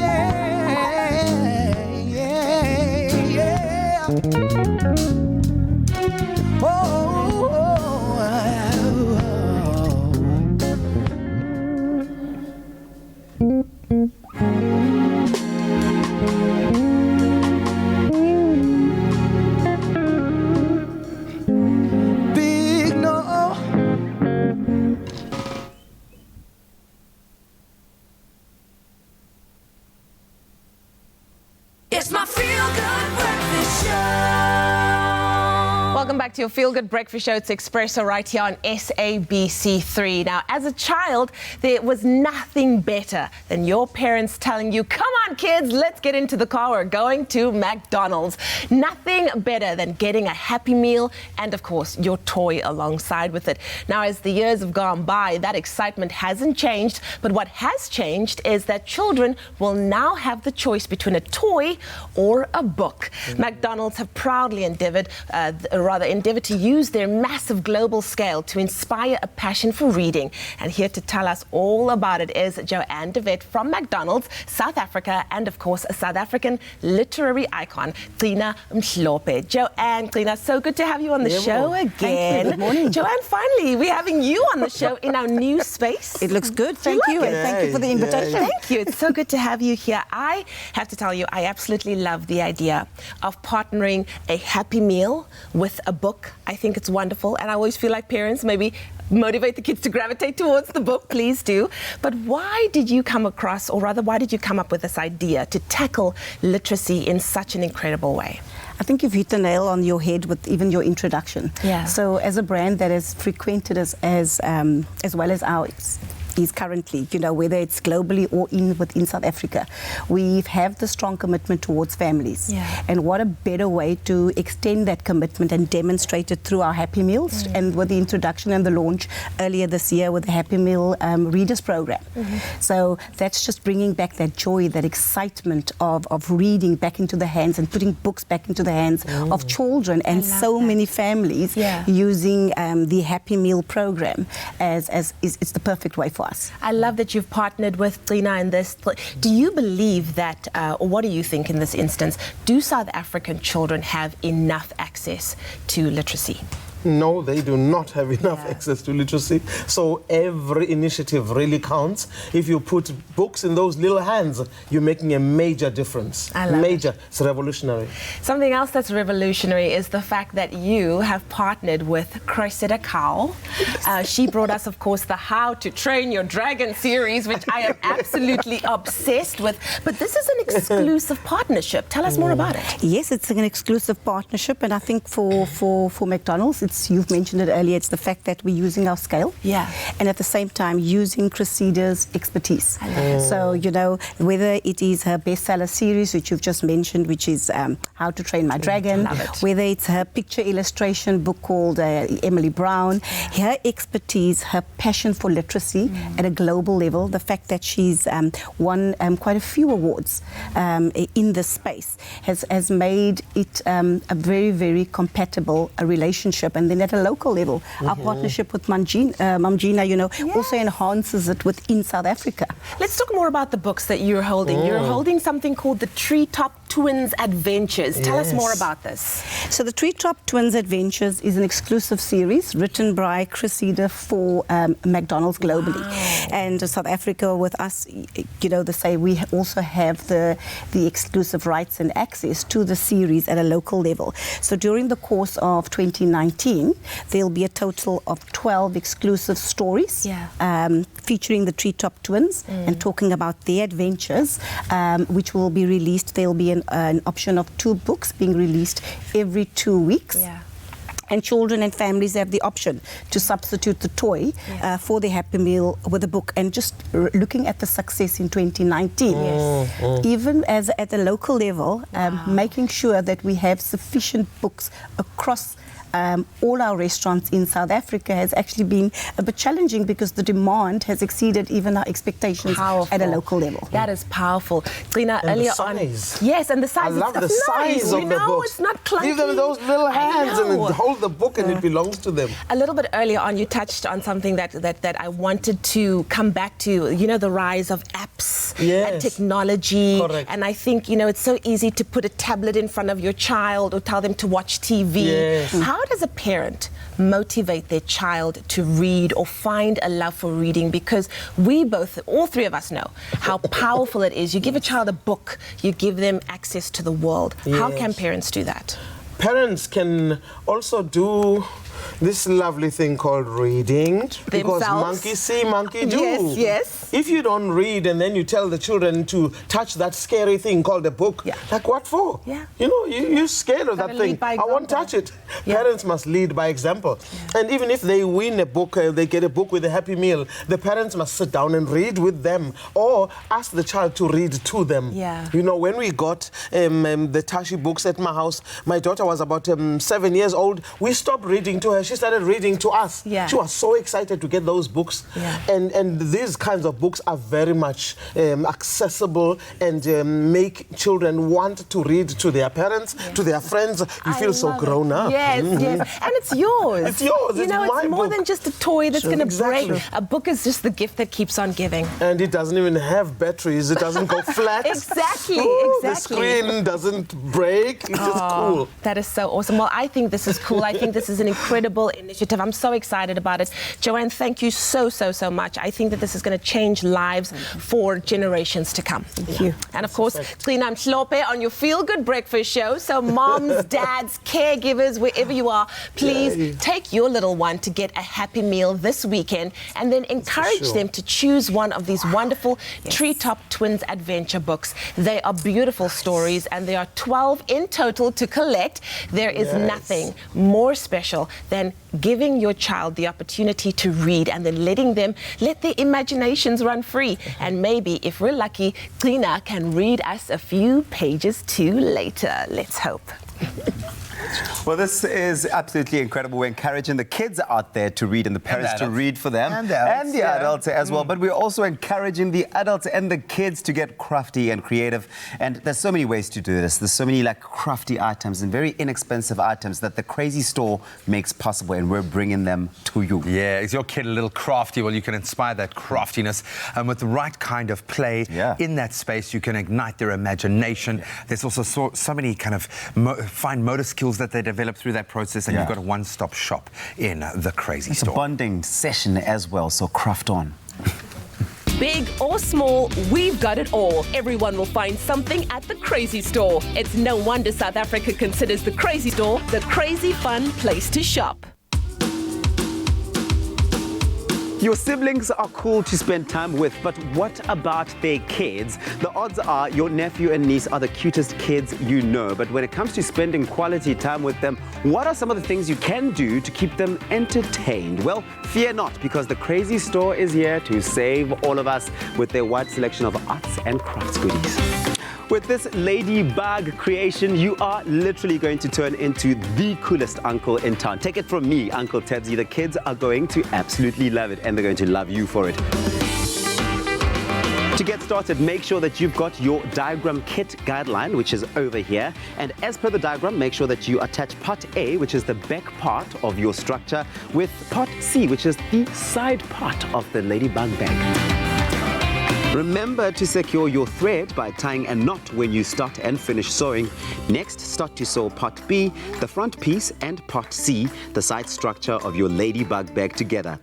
As you assemble these pieces together, you'll soon start to see the shape of your bag forming. And now it's time to add your wings. Now you will glue this part of your project to the top front part of your ladybug bag using the glue provided in the kit.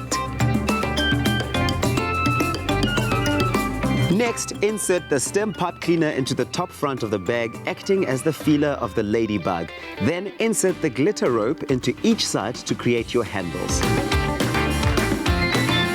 And now it's time for the fun part, decorating your ladybug. Get creative with your little helpers by sticking on your glitter accessories and rhinestones as desired. Go wild! And there you have it, a precious ladybug bag complete. You will get serious uncle or dad points if you make this with your daughter or your niece, because what little girl wouldn't want to walk around carrying this precious little bag? Be sure to follow the Crazy Store on Facebook, Instagram and Twitter to get updates on their exciting new products and fun ways in which you can use them for your next arts and craft project. Oh, so much of fun. Now, with a Crazy Store in just about any town near you, have fun crafting any time of the day. And make sure to follow the Crazy Store on Instagram, Facebook and Twitter to learn all about the exciting new products and fun ways to use, just like I did this morning. Have fun. See you after the break. Get to a crazy store in your town this school holiday and discover a treasure trove of arts and crafts for the whole family to enjoy, as always, at great value. Paper, paints, modeling clay, sketchbooks, glitter, crayons, aprons, rubber stamps, ribbons, felt tip pens, learn to paint sets, and a whole universe of creative fun at crazy good value. Only at the Crazy Store. Holidaying near or far, there'll be one just about wherever you are.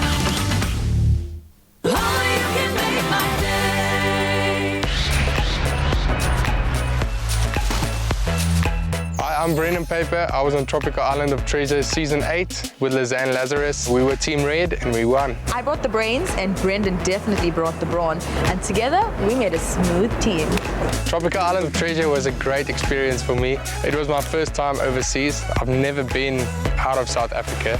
So being there was like a dream come true, and it's a fairy tale.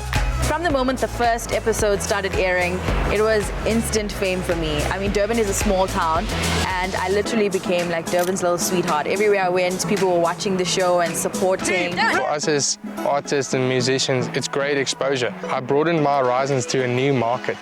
Well, if you're talking about fame and fortune, I mean, R500,000 ain't that bad. As soon as me and Lizanne won the R1,000,000, I decided to put on a deposit on my first farm. It was a big dream from when I was a little boy. To have this place means a lot to me. Every time I'm here, I can just be myself and just be one with nature, looking out as far as I can see. It's just an awesome experience. What did I do with my money? A bit too much, I think. I obviously took myself to the shops and had a little shopping spree. And then I bought myself one of my dream cars and I contributed to my charity, like I said I would. I'd say if the opportunity comes to you, I'll take it because it's a free holiday. Whether you win or not, you still get an amazing experience. Auditions for Season 9 launch in August. So here's your chance to win fame and fortune, just like I did. If you're talking about a smooth experience, this would be it. Tropical Island of Treasure Season 9 on the beautiful Caribbean island of Curacao. Tropical Island of Treasure, Curacao.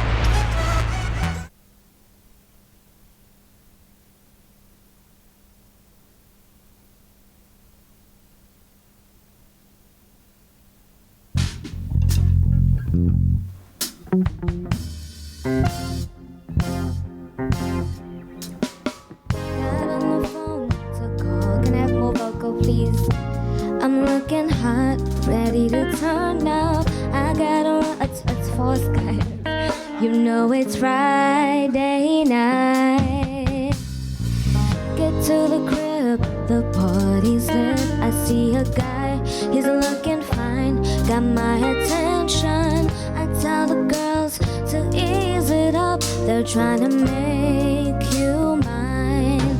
But every time I look around, you be checking me out. Though the music's so loud, it's like all I see. Can I please have a little bit more vocal in the morning, so please? Staring at me across the room, thanks. I'll keep on feeling you too. I'm wondering if this gon' be a thing or just the one I think. 'Cause baby, I need to know it's on your mind. Don't wanna be wasting my time. Started to think that this gon' be a thing or just the one I think.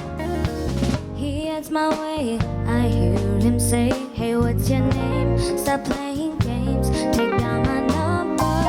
I turn away, he turns my face, I look him in the eyes.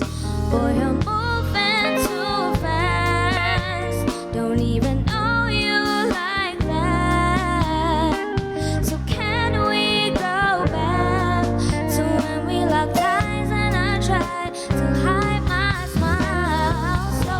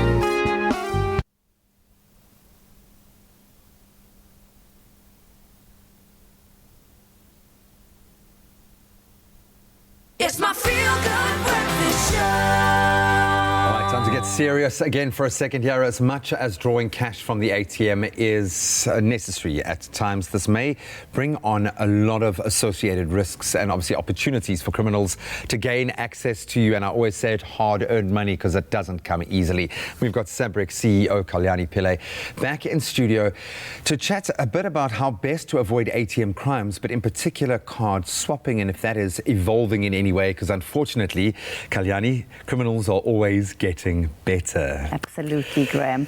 I think we definitely, unfortunately, seeing a prevalence in this type of crime again. And we've seen when we released our stats a few weeks ago that people are getting compromised, their debit cards more so, being compromised at ATMs. And I think it's because more people use debit cards at an ATM. Yes, yeah.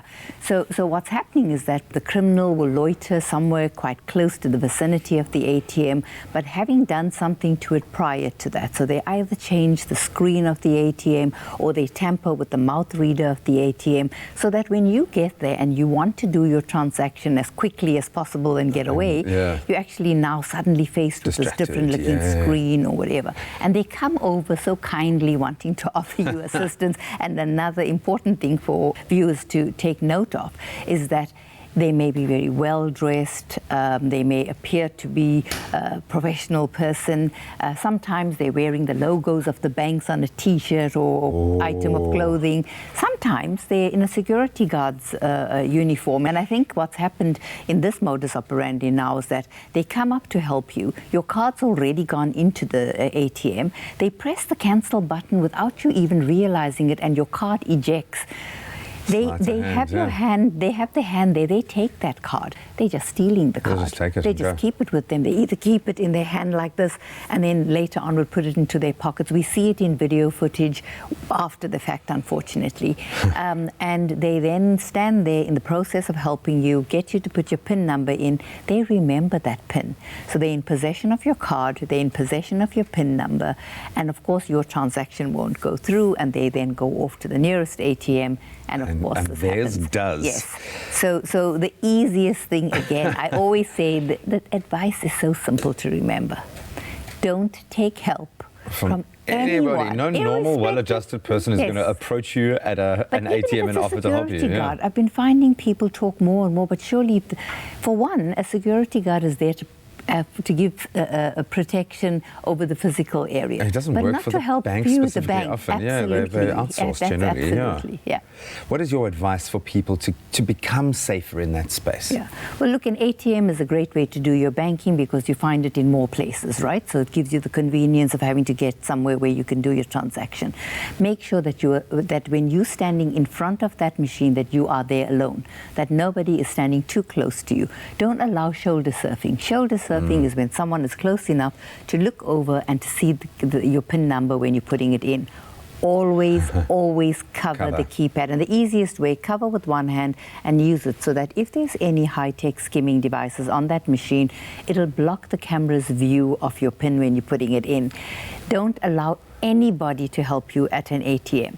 Make sure that if you have a problem at the ATM, call the call center while you're standing in front of that ATM. So keep the bank's call center number in your phone. It usually will be there on an ATM, but rather keep it there for easy and quick access. Call, tell them your card's been, especially if your card is allegedly swallowed by the ATM. Call while you stand there and get them to stop that. So if the person has already stolen your card, they won't be able to do a transaction. So it's very important to remember that. So maybe that's a fantastic fail-safe to have. So if something does go awry, do it immediately before you leave, so that it almost short circuits them being able to do that. But if you have fallen victim and something that the criminal has been able to get as far as drawing money, is there something you can do about it? So when the withdrawal takes place, you ought to get an SMS telling you that, so you immediately alerted. Call your bank again, call center, tell them that this has happened and let them stop that card. And of course, you've got to report it to the police because it is a crime. Turned into a crime.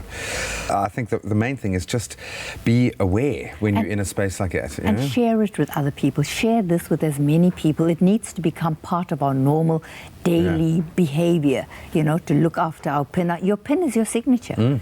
the bank knows that you're transacting if that PIN is put in. There are very simple things that you can have control over, as much as you can't control other people's behavior. You can educate yourself. Absolutely. Thank you so much. Please be vigilant out there, be it cybercrime or at an ATM in real time. You need to be alert at all times. And you can join us again next week as Sabric CEO Culinary discusses email compromise and how we can avoid it, protecting our information. We'll see you then. We are brave, innovative, everywhere. We are Sabric.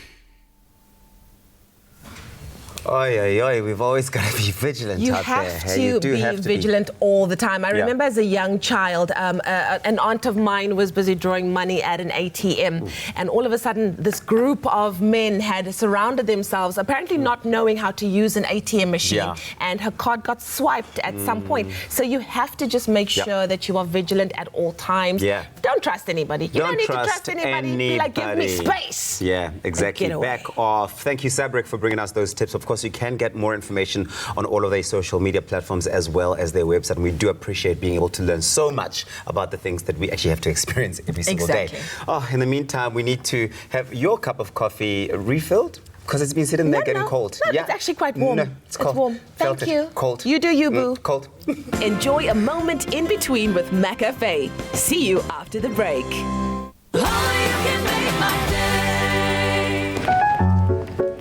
Bon boy.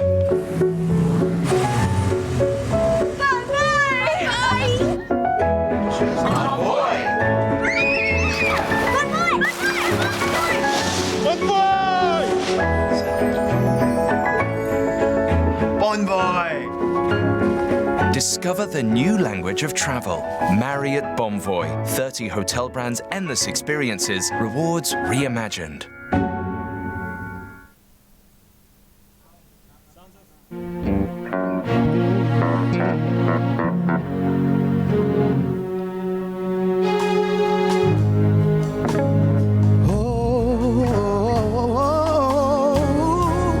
Now they're singing to my song on the radio.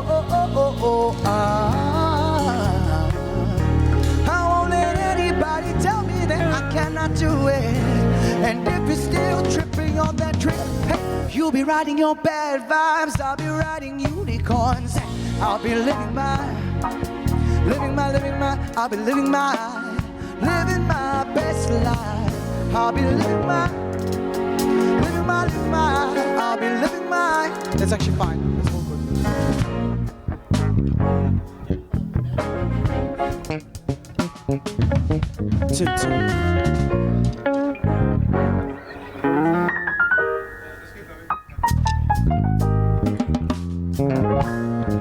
Do do do do do do do do do do yeah. Whoa,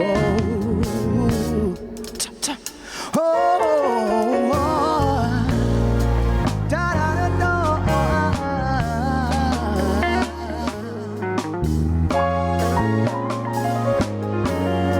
1 2 1 2.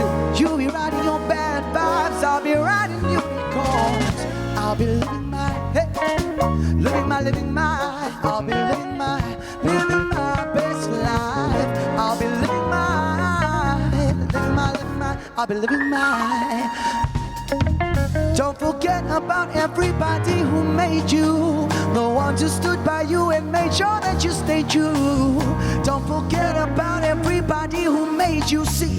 Don't forget him, don't forget him, don't forget him, don't forget him. Oh, 'cause when the karma comes back around, It's my feel-good breakfast show. Welcome back, you beautiful souls. Hope you're having a fantastic Friday morning. We are getting nostalgic. We're also inspiring you to read and get your little ones to read and really let those imaginations take flight. But when it comes to McDonald's, all of us have a very special memory. We've been asking you on our social media platforms this morning, what is your favorite McDonald's memory? And a lot of people weighing in with some really sweet stories. For me, a lot of late nights coming home from the Joel, getting our Uber driver to just swing past. But the place for the family to to really connect and bond seems to be where McDonald's really comes to bear. And Simpiwe Mazibuko saying, good morning, my favorite memory at McDonald's was the first time I had a happy meal. I think a lot of us have very happy memories about our happy meals. Jolene Mandy Hayward, when my daughter had her birthday party there, the staff was super friendly. So hopefully some of those staff are watching right now. Vyasen Pata saying, when I went to stay with my brother and he took me there to eat for the very first time. And then Dima Katso saying, when my friend took me to McDonald's for the first time, I remember we had a Big Mac meal. Absolutely love that. And clearly a lot of people loving the chili cheese fries as well. Share some of that love with us. You can let us know on our social media platforms what you love about McDonald's, some of your favorite memories. And it looks like we're about to create a whole lot more. Thank you so much, G-Man. We are creating so much more. Now, we are so thrilled to have South African literary icon Gina Mhlope in studio with us this morning, as well as the incredible and lovely Joanne de Wet from McDonald's, who has gracefully brought us each some happy meals, everybody. All right. Here we go. Living our best life. McDonald's and myself. Please enjoy. Thank you. Wow, as well as some donkey. This has also got the Treetop Twin Adventure books as well. Thank you so much. Thanks, so kind. Welcome to the party. Yeah, no, thank you. This is really awesome. Now, It's perfect timing. And it's perfect timing, absolutely. We're always just ready to eat something good here. We certainly are. I'm a nice. Yeah. I'm a nice. Let's just living our best lives. Okay, so obviously we are in the company of such greatness, literary greatness. And the one thing about reading is that you are never too old to have a story read out to you. And I think for someone like me and most of us watching now who've grown up watching you read stories on TV, to sit here and have you actually tell the story in front of me, that's amazing. Are you going to read us a book? Yes, I will. Cressida Cowell. That's the storyteller that we're celebrating this morning. From one storyteller to another. This book is called Treetop Twins Adventures. Here we go. Goes. Long ago, the sun shone down on the wild, wonderful world, and the volcanic swamps bubbled and steamed. The Treetop family, the first ever to invent a time machine. They have traveled back to the land of the dinosaurs. Professor Penelope and Professor Pablo were studying dinosaur footprints. The big twins, Alfie, Noasha, were looking after the little twins, Tulip and Ted. Suddenly, they came across an egg. I wonder who this egg belongs to, said Tulip. Shouldn't we take it to the mother dinosaur so she can sit on it like a chicken? Look, said Ted, pointing to a gigantic footprint. I think the mother dinosaur went this way. Whoever made that footprint would be way too big to be the mother of this egg, said Alfie. But the twins began to follow the giant footprints through the mud. And as they followed the giant footprints, something was following them. Wow! Something was following them. You left us on a And clearly, Gozi, I got paid. So, Happy Meal is calling you to win a book. So if you want to find out what happens next, then I would highly suggest parents, caregivers, aunts, uncles, everybody, please take your children out this weekend and grab them a Happy Meal from McDonald's and encourage them to choose a book so that they can find out what the ending to the story is. The Treetop Twins Adventures is a wonderful story packed with exciting adventures, and this series cannot be found anywhere else. Oh, thank you, McDonald's. Awesome. So important. You know, my great-grandmother's name was Absolutely love that. And I love the look of this. If you're a French toast lover and a lover of baked by Ange, which we are certainly ticking both of those boxes, we're going to create something that's, amazingly enough, in this amazing kitchen of ours, we've never done before. Ange, first of all, welcome back. Oh, thank you. Nice to be in the new place. Thank you. I know, it's we're loving it. And thank you so much for all of the suggestions. It's been so cool that this has been a collaborative process. But this is going to, I think, raise the bar just a little bit. We're making clover, chocolate, French toast loaves, and you've got to punctuate it exactly like that. They are so decadent. You'll be excused for thinking that you are tucking into a pudding for breakfast. And I'm not saying you have to eat these for breakfast, but it's good. But you should. You should start with them for breakfast and have them for lunch and continue on that trend. Ange, this is pretty cool. I'm really excited about this. Honestly, I love French toast. I'm a savoury French toast dude. So this might kind of win me over to the dark side. It might indeed. So if a slice of French toast isn't good enough for you, then we just go with a whole loaf. I need a whole mini loaf worth, and it looks like a lot of fun, and it's quite novel the way that we're approaching this. So what's going on adorable. with all of these cool little utensils you've we have our French toast on steroids. So what we've got here, and you could use, if you don't have the little mini loaves, maybe those little rolls, a little bun, or a croissant. How about that? To make it even more decadent. So what we've got is our little mini loaves. And we're going to make a hole. So you take a standard apple corer. You could sort of punch the nozzle straight in, but it makes a bit of a mess. Yeah, no, I mean, there's something quite cool about being able to use extra utensils. Absolutely, if you've got them, use them. So we make a little hole, and then we keep these because we're going to plug them up afterwards. Oh, there are plugs to put back in, that's so clever. And you could slice it open, but then it sort of squishes out in the pan, so we're going to do that. Yeah, you want the kind of the surprise, the delight of being able to discover something like that inside. Put it back. Oh, man. Like it was never there. It's so cute. Like a real hidden centre. This is really, really sweet. Absolutely. No, this already smacks of something that the whole family can do. It's like a craft project as much as it really is. With a very happy end result as well, which is awesome. Exactly. Definitely the kind of recipe you can make with the whole family, for the whole family. Kids would just love this recipe. And then you've got to drink it down with a big glass of Clover Fresh full cream milk. It's the only, because you have to wash something that's this delicious. It's very decadent. Very decadent. And we know that our Clover Fresh full cream milk is way, way, way better. Love it. Okay, so we've got some eggs here. So your normal French toast is obviously always with your eggs. We're going to add a little bit of sugar just to sweeten it up, because it is a sweet French toast as opposed to the savoury. But it's still breakfast. It's still breakfast and lunch. And the nice thing is we balance it out with your milk, obviously courtesy of the Clover Fresh full cream milk. Not only do you get the promise of a longer lasting milk, it's far more nutrient rich as well. 9 essential nutrients, in fact. Vitamins including protein, vitamins A, D, B12, calcium as well, for the strong teeth to continue eating these decadent, delicious all that stuff treats. And it's delicious. It really is the perfect accompaniment. Is there a key to making a really good French toast milk mixture? No, just whisk it really well, because you don't want those threads of egg in there. So you want to make sure your eggs are completely whisked through. And you could use cream as well if you want it to be super decadent and rich. You could do half milk, half cream. Okay. Yeah. And then we're going to, what I like to do is add a little sprinkle of nutmeg or a little vanilla into this.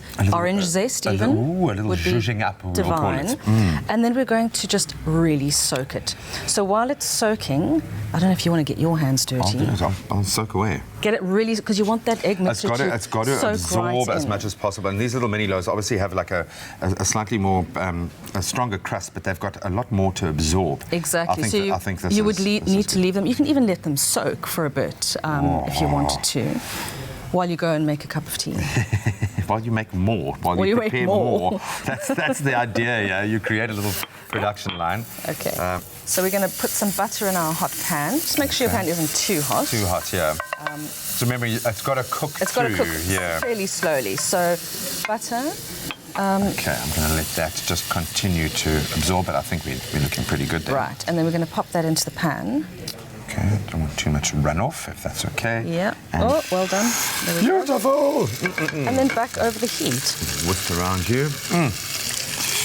And then we're just sort of, and the butter and the milk and the eggs and all of that, right? Oh, and while the heat is permeating, our chocolate is melting and infusing with our mini loaf as well.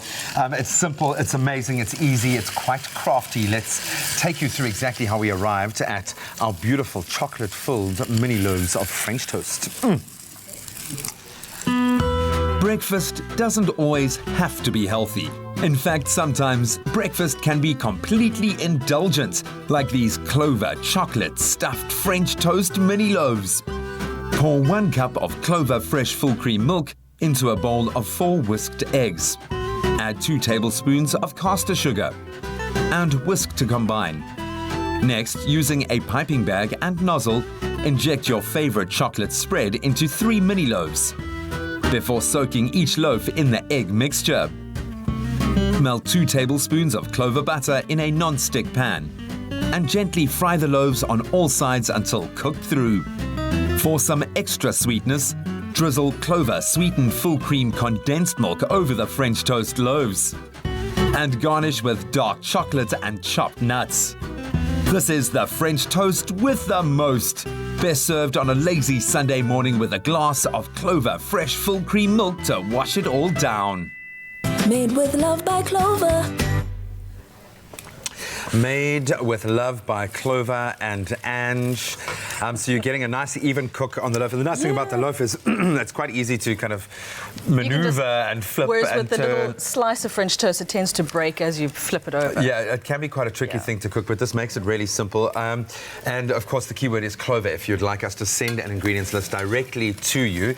So I know it's difficult to know exactly when, so Yes, you might have to make a lot to have testers, And have just in testers, case. I think quite that's the most important thing. So how do we finish this puppy off? Right, so I would leave it in a little bit longer, but we don't have Just time. for the sake of, So we'll take it out, and you want to get it crispy on all sides. You really for turn it sure. on, and turn it over often. Right, so we're going to plonk it on some you get a more nice- of the chocolate spread, because we need It's lots of amazing chocolate that there's spread. any chocolate spread left, because it's a danger in this kitchen And then that we've gets got me. these lovely sprinkle nuts. Yay! And then we'll take some chocolate. Now, if you want to Get do, outta this here. is the loveliest, quickest, easiest little decoration hack. to do at home. called a hack. There we go, it's a hack. But you want to hold it in your hand a little bit so that it's softer, because otherwise it just tends to shatter. Well, it was just chocolate appreciation. Just hold it and brace Do it love for a a while. piece of Love chocolate. the chocolate. And this Chocolate is for breakfast, Graham. Another texture, another kind of flavour component. So it's layers of chocolate Layers flavour. of chocolate. And what's nice is if you take a chocolate that's already got some of that delicious, say, orange zest in it, or sea salt, or... Well, that's becoming a bit of a trend this year, is the orange zest. So It's not a trend this year, it's a trend forever. It's a trend all the time, man. So I've got to thank Clover, I've got to thank Angie. And then we're going to really go mad. Oh my goodness, man. This is you might Graham. only need to eat this for your entire day, and you got yourself sorted. I think for the whole weekend. That looks absolutely amazing. Ange, thank you so much. Again, the keyword is Clover to 33728. You know what I'm going to do? I'm going to let this guy just kind of just be appreciated. I'm going to take one of these loaves here, and we're going to use this to share and show the love. You've got to rip it apart. Oh, look at that. Oh my word. Clover Fresh Milk is the #1 milk brand in SA, made with love by Clover. Get it? I know, it's ridiculous. What is happening so I'm going to give you... Graham, you've got a little bit of chocolate on Okay, your so face. grab yourself a mini loaf. No, grab it. Can I? Okay. I broke this apart with my very own hands. Grab it. Gee, now thank you. break it with your hands. Break it with your teeth. Yeah. Have a little I taste sort of of break it with my mouth. Oh my God. Wow. This is so yum. Clover Fresh Milk is the #1 milk brand in SA, made with love by Clover.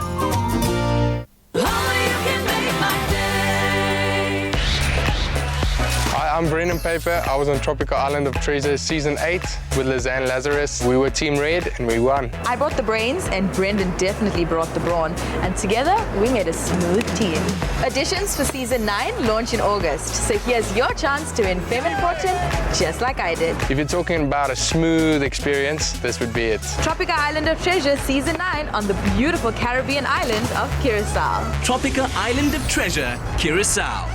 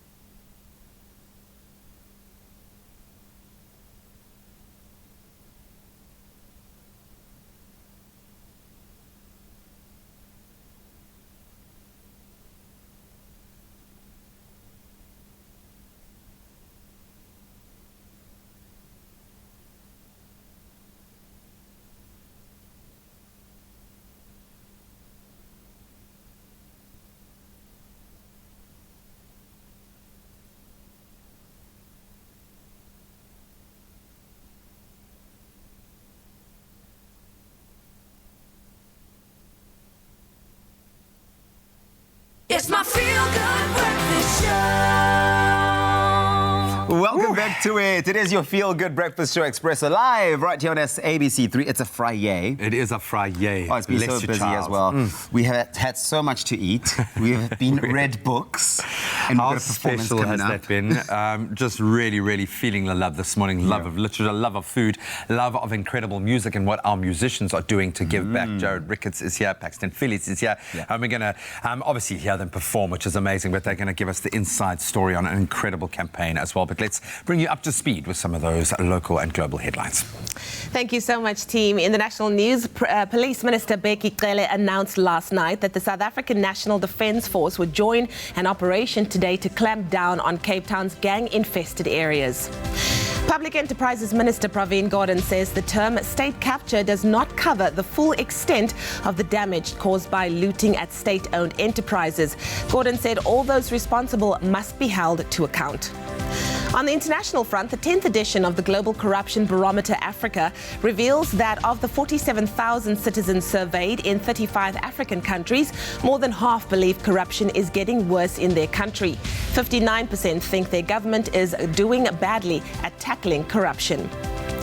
A spacecraft of Japan's space agency has touched down on a faraway asteroid known as Ryugu, where it will collect space rock that may hold clues to how the solar system evolved. And finally, there is no age limit to falling in love. 100-year-old John Cook and his new wife, 102-year-old Phyllis, who met in Ohio, the USA, assisted living facility, tied the knot last week after dating for about a year. John, who served in World War II, met Phyllis at the Kingston residence in Sylvania, and love soon blossomed. Phyllis and John spent time together eating and sitting in the sun every day, but each still has their own space, living in a separate apartment at the facility. Now, despite their age, the romance between the two has plenty of spark. When John was asked what he loves to do the most with Phyllis, he answered, "I probably shouldn't talk about that." That's right, John. Don't talk out of the bedroom. Well, it's time for a final look at what's happening in the world of sport. Here's Graham.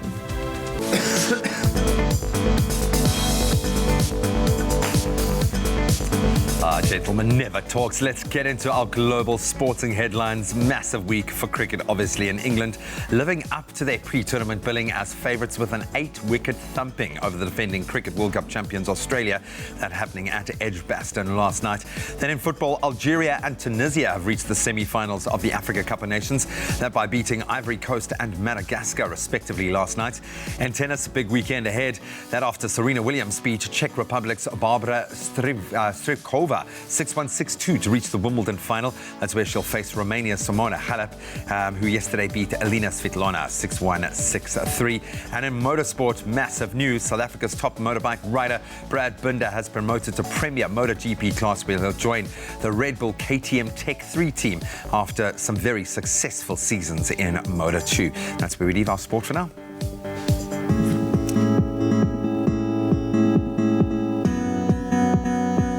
Thank you, G-Man. It's just after 8 o'clock. Let's take a final look at your roads this morning. Starting off in KwaZulu-Natal, out in Durban North on Chris Honey Road. There has been an accident before Malacca Road. The left lane is currently obstructed and delays can be expected from the M25 Kwamashu Highway. And in the Western Cape, in Maitland, there is a violent protest on Voortrekker Road between Kensington and Maitland. Please make use of an alternative route this morning and avoid the area at all costs. Off to the trains, there is an extended travel time of 15 to 20 minutes on the Southern Line. This is due to defective track circuits at Salt River and faulty level crossing booms out at Kenilworth. And that's where we leave it for your weather today.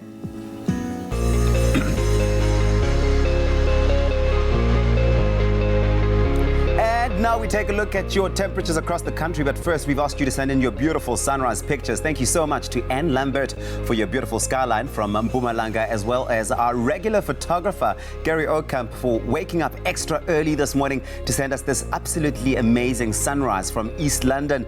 And now we take a look at the temperatures across the country, starting off in Polokwane with a low of 7, reaching a high of 27. And the highest temperatures in the country today, that's in Mbombela with 10 and a max of 34, Pretoria 8 and 20. 25. If you're in Johannesburg, 6 is your low and your high 23. Mahikeng, 7 and 26. A cold start to the morning for Klerksdorp today. 2 is your minimum and your maximum is 25. Kimberley, 6 and 23. Bloemfontein pulling through with that lowest temperatures in the country. 0 is your low and your high 22.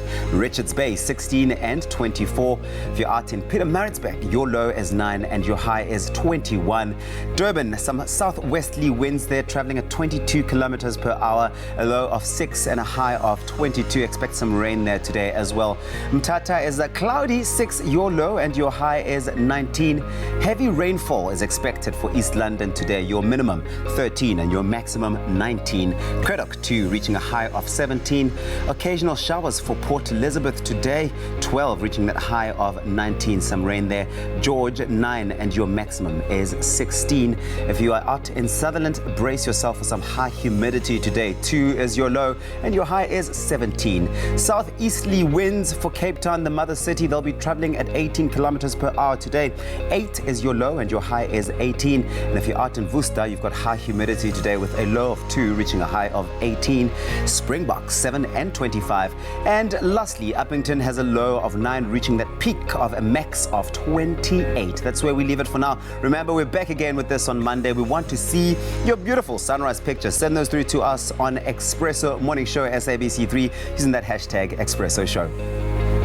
So time to get inspired with some amazing voices, yes, and some amazing people to boot. The Peninsula School Feeding Association's forthcoming annual fundraising event, the Blisters for Bread charity family fun walk. You can jog if you want to, but it's all about walking for an unbelievable cause. It's going to be happening at the Greenpoint Cricket Grounds on the 25th of August, but the build-up, the campaign starts right now, and you're all invited. We're all invited, and I think you're going to see a lot of our faces there. Here to tell us a bit more is fundraising manager Charles Gray, Paxton and Jared Ricketts will be performing at the finish line and a few times building up to that. Guys, welcome. We love having you here. Do you like the new space? I do. Loving it. I think I ran a few laps around you. We did it just for you, man. You walk. It's all about a family walk, and that's the vibe here. Charles, I'm going to start with you. Congratulations on how much you've been able to achieve with this, first of all. Thank you. I know that the space that you're playing in this NGO, very competitive NGO space. It's difficult to get notoriety, to get stars like this on board, but it takes nothing away from why you are doing this. So for the uninitiated, what is Blisters for Bread, this family walk, all about? Right, Blisters for Bread is an event that's organised and hosted by the Peninsula School Feeding Association. And it's been taking place for over, this is our 51st Blisters for Bread. Wow. Parade. And the main objective of the event is to create awareness about childhood hunger, especially at schools, as well as to raise funds. For example, last year, the event raised about 674,000 rand to feed about 1,270 children for a year. Wow. So it's vitally important. I think it's quite a favourite on the Cape Town calendar. It happens every year in August, this year on the 25th of August. And it's creating awareness about the 3 out of 4 children go to school hungry every day in the Western Cape. Well, yeah, if you take that a step further, I mean, almost up to 20 children are dying of hunger-related, of malnutrition in this country. This is not a war-torn corner of the world. This is right here in South Africa, and that's unforgivable. But there are opportunities, platforms to do something amazing. Is this your first involvement? How do you connect with Blisters for Bread? First involvement, and you know, the last time I came, I'm very excited. I was saying to him earlier that when I started in this business and I heard about Blisters for Bread, it's one of those places I wanted to perform at, one of those festivals or one of those initiatives I wanted to perform at, and it was always the bigger artists, you know, and I had to, so excited. You've arrived, yo. You've arrived, yo. But besides that, you know, I'm excited to do this with Paxton, and you know, we're both visiting schools and we see the poverty, we see what's happening around our community, and it's not someone else's, it's yours, it's your community, it's your family, man. And I think besides being a musician, I think the general public, we always want to know how we can give back, and we don't know how. We think that our efforts are going to be futile, but sponsoring and doing the walk and for us performing there, it's all coming together for this one vision, to feed our kids. And I think also the platform that we were given, now that we are using it to create awareness around it, I think it's such an amazing opportunity. I just want to thank Charles for bringing us on board and being an ambassador, standing up for children's rights globally. It's very important for me to raise awareness about things like this because people don't know, they're not aware. This isn't your typical story you'll find in a newspaper, And or we not become, I think, desensitized to it because it's there all the time, every day.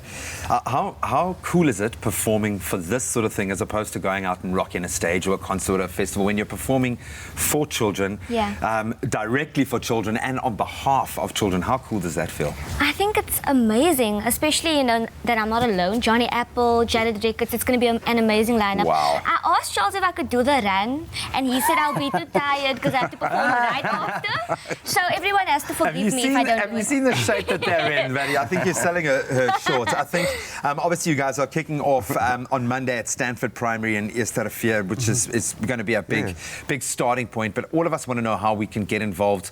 So where does it begin and end from a support perspective? Okay, this is for Bread. There's various ways people can enter. They can either enter online on our website at www.psfa.org.za. If they can't walk, we always urge people to donate, and that can also be done online. The entry form can also be downloaded from our website as well. And the entry form provides you with all the information you know about the event. There's a 5-kilometer walk. There's a 10-kilometer walk. The 10-kilometer walk starts at 7:30 in the morning. 5 kilometers starts at 8.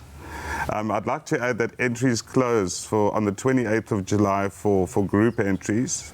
On the 4th of August, manual entries close, and online entries close on the 18th of August. So I urge everybody to it's very popular. I used to live across the road from the Greenpoint Stadium, so I know exactly the buzz and the fervour, but it's a kind of energy, and you see a lot of little ones having the opportunity to have that moment to take on board what it means, what they are doing for children that don't have. So well done to all of you for getting involved. Enjoy it, soak up every ounce of that energy and let that inspire you for your next phase. 51, that's crazy.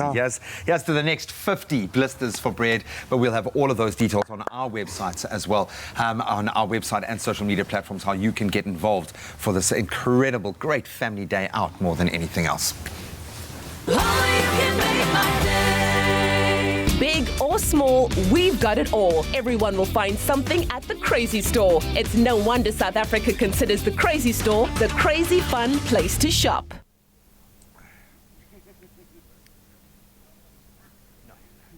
Of course.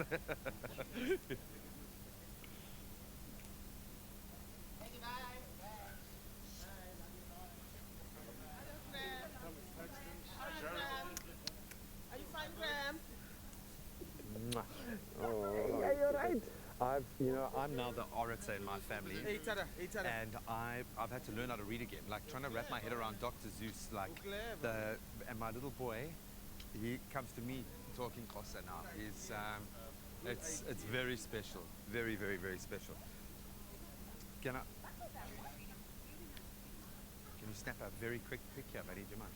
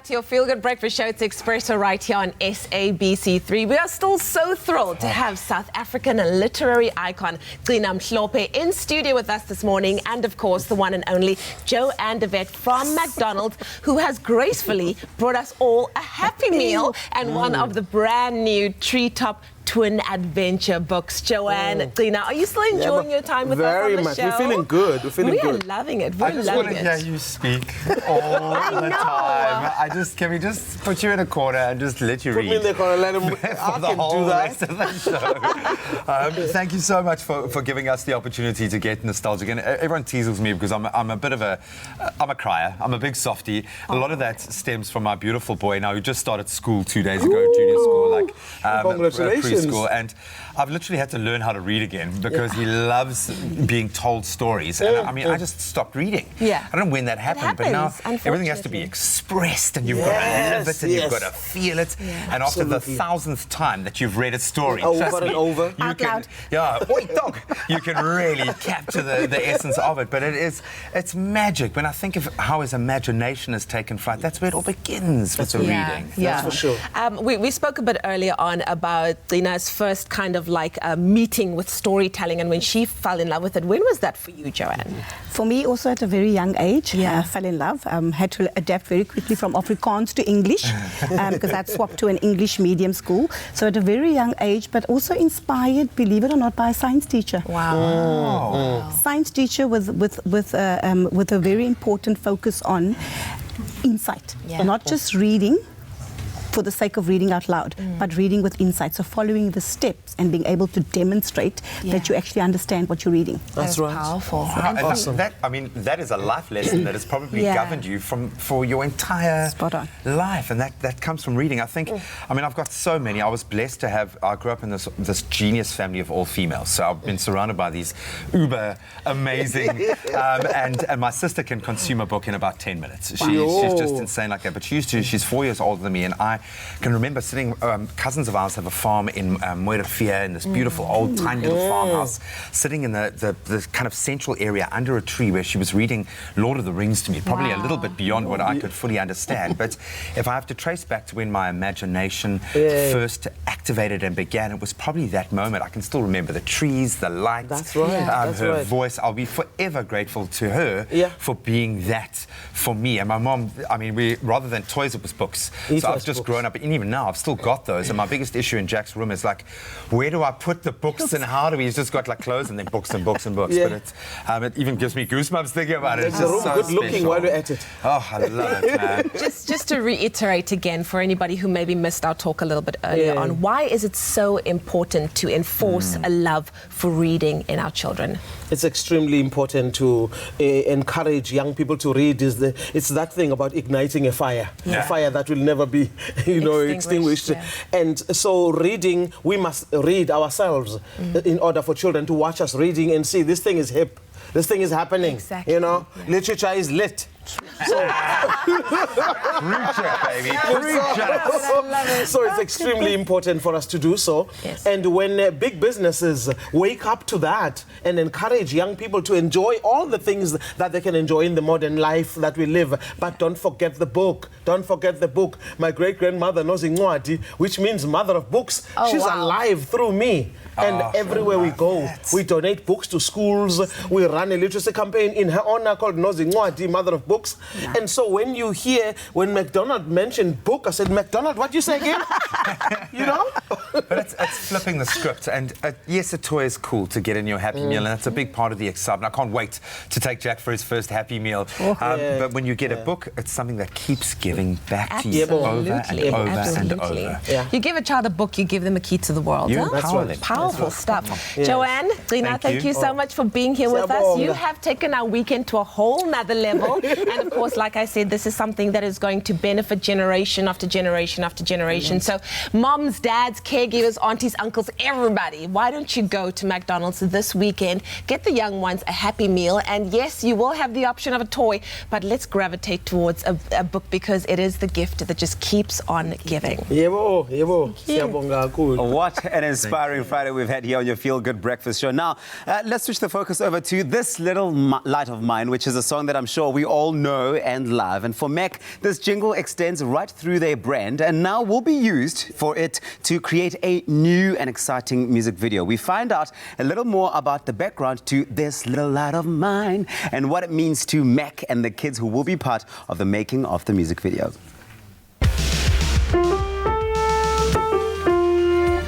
When I think of a song that simply fills me with joy, one song comes to mind. This little light of mine, I'm gonna let it shine. Do-do-do. What a feel-good song, man. But what does this song mean to Mac, and why have they decided to choose it as their feel-good theme song? We chose This Little Light of Mine as our theme song because it's such a popular, well-loved song with a great message. It's about acknowledging your own self-worth and having the confidence to let your light shine. When you hear the song, no matter what mood you're in, you just feel warm inside and you have to smile.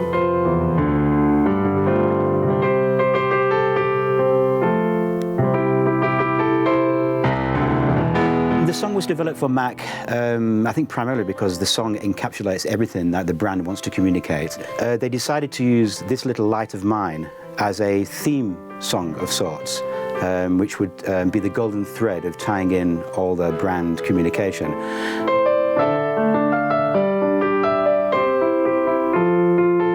This little light of mine would be nothing if it wasn't for the kids involved in the making of the song. So we're working with a wonderful company called Mac, and they have produced this song called This Little Light of Mine, which is a really powerful message. There's a competition that is going to be running where someone is going to be selected to lead that song, and then we are then going to film a music video. What we're going to do today is just deconstruct those lyrics, work through what it means for you, start working on the harmonies, because you are all going to be featured in the music video. I think our light is our story, and there's so many people in the world that need to hear our story, even if we don't know that yet. And them just hearing that can inspire them as well to let their light shine also. Your light meaning your personality, so you have to shine your personality and not try and be someone else. You have to be yourself. I want to change the world with my music like Michael Jackson did. Do you find that sometimes you can walk into a room and you'll be surrounded by really positive, wonderful people that are all allowing their light to shine, and then that makes you feel better? As soon as I came to stage work specifically, I met people who allowed me to be myself, and therefore this place makes me shine my light. If you make sure that you surround yourself with the right people, your light will grow. Most of us are chasing the same dream, so it's just a really good space to be able to grow and know that you can shine your light, but no one's going to try to shine brighter than you. I'm gonna let it shine. We're gonna let it shine. Here I go. Everywhere we go. I'm gonna let it shine. We're gonna let it shine. Here I go. Once we've worked on the harmonies and the dynamics in the song and what the intention of the song was, we came to a place where we were now ready to set. Now, setting for a music video is very, very different from setting for a stage piece.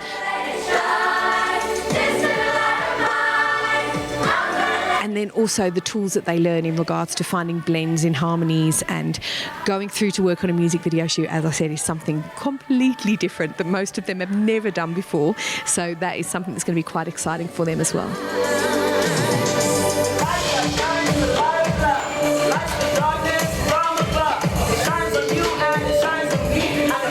We learned new harmonies, and we learned some new choreography, and we learned how to put it together to make a music video. And I cannot wait to film the real music video and find out who the lead vocalist is. As soon as the song started playing, everybody was smiling and dancing along, so I honestly feel like people will feel the happiness within them. It was a very inspirational song, and a song that lots of people can connect to. If the younger kids listen to it, they won't even recognize the song until the lyrics come in. So I really feel like they're gonna just want to sing this version of the song more, the one that we created. So we're so excited to see who the lead is going to be for this song, and it's very much an unknown at the moment with the competition currently running. But when we have found that lead, we will then move into recording studio to record all of the vocals, and then from there move on to the music video set, where we will then start producing the music video. So I'm super excited for you guys to see the finished product in a few episodes' time. This song really epitomizes what Mac's all about, because it's a joyful, uplifting song with such a positive, inspirational message. This little light of mine certainly shines bright with Mac, and it's amazing to see just how much the song resonates right through the brand.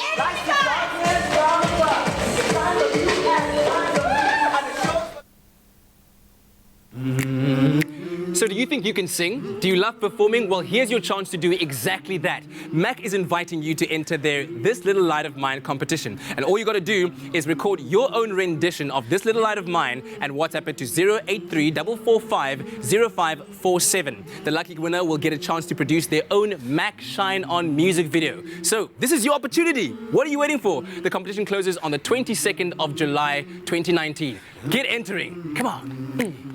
This little light of mine, I'm gonna let it shine, let it shine, let it shine, let it shine. Mac works really hard on tough stains, so you don't have to worry. Oh, Steve, didn't you say love always leaves a mark? But it does. And yeah, let the real you shine through. It is a whole lot of feel-good here on your feel-good breakfast show, Expresso, live right here on SABC3, the Friday edition of it. And of course, Paxton, always so special to have you here. And I know that you've been working so hard in the studio. You've got a brand new song. No one's seen the song anywhere else on any TV show or channel, and it's an Expresso exclusive. Yes, it is. What's it called? Slow Down. What's it about? Well, it's just about, you know, a guy chasing a girl, but he's really hasty and he really wants her, and he's going through everything to get to her, and she's just like, you know what, slow down, I'm not ready for you. I don't even want you. Maybe I do, maybe I don't, you know? So basically, if you're going from 0 to 100 real quick, and she's just like, whoa there, take it away, Paxton. Thank you.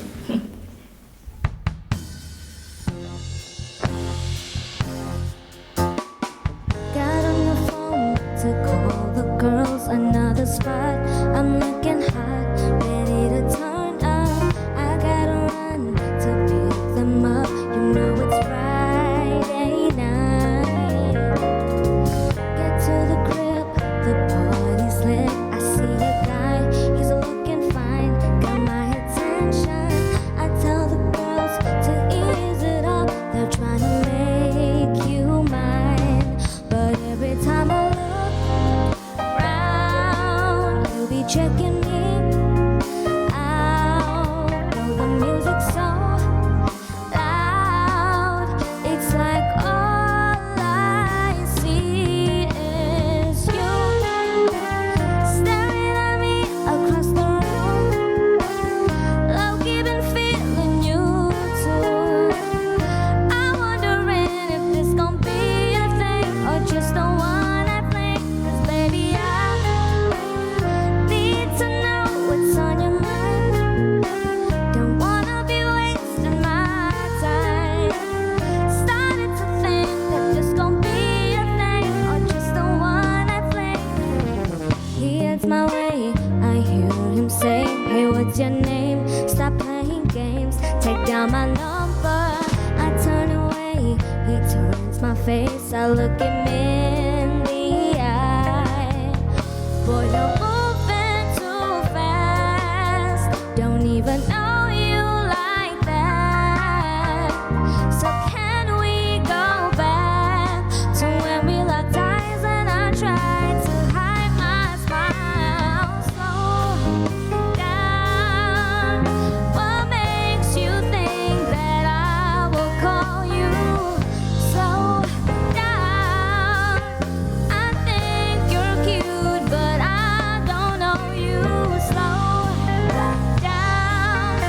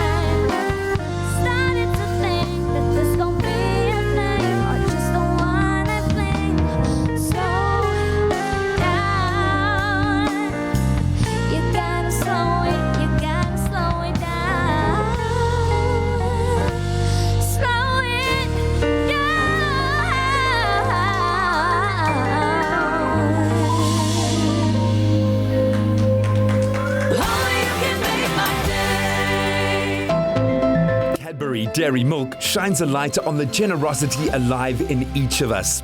Bring your old toys to any of Cadbury Dairy Milk's pop-up Little Generosity shops in major centres this winter and receive a slab of Cadbury Dairy Milk chocolate. Get to Cape Town's Canal Walk Little Generosity shop from the 19th of July to the 5th of August with your toys, and let's inspire a little more Cadbury Dairy Milk goodness in the world.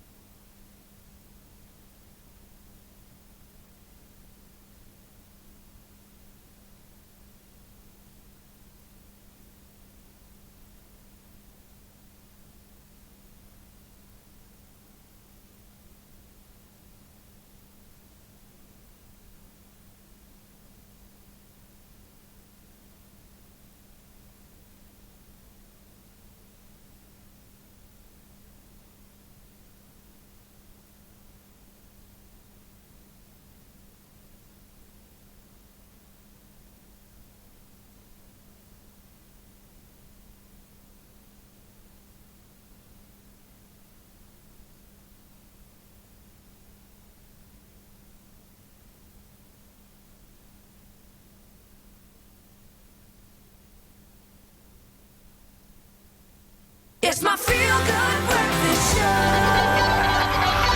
Call us on your cell phone. Culinary hotline bling. That can only mean one thing. Yes, baby, it can only mean one thing. It's the Culinary hotline bling. Ding, ding, ding. The power you feel. It's a Friday.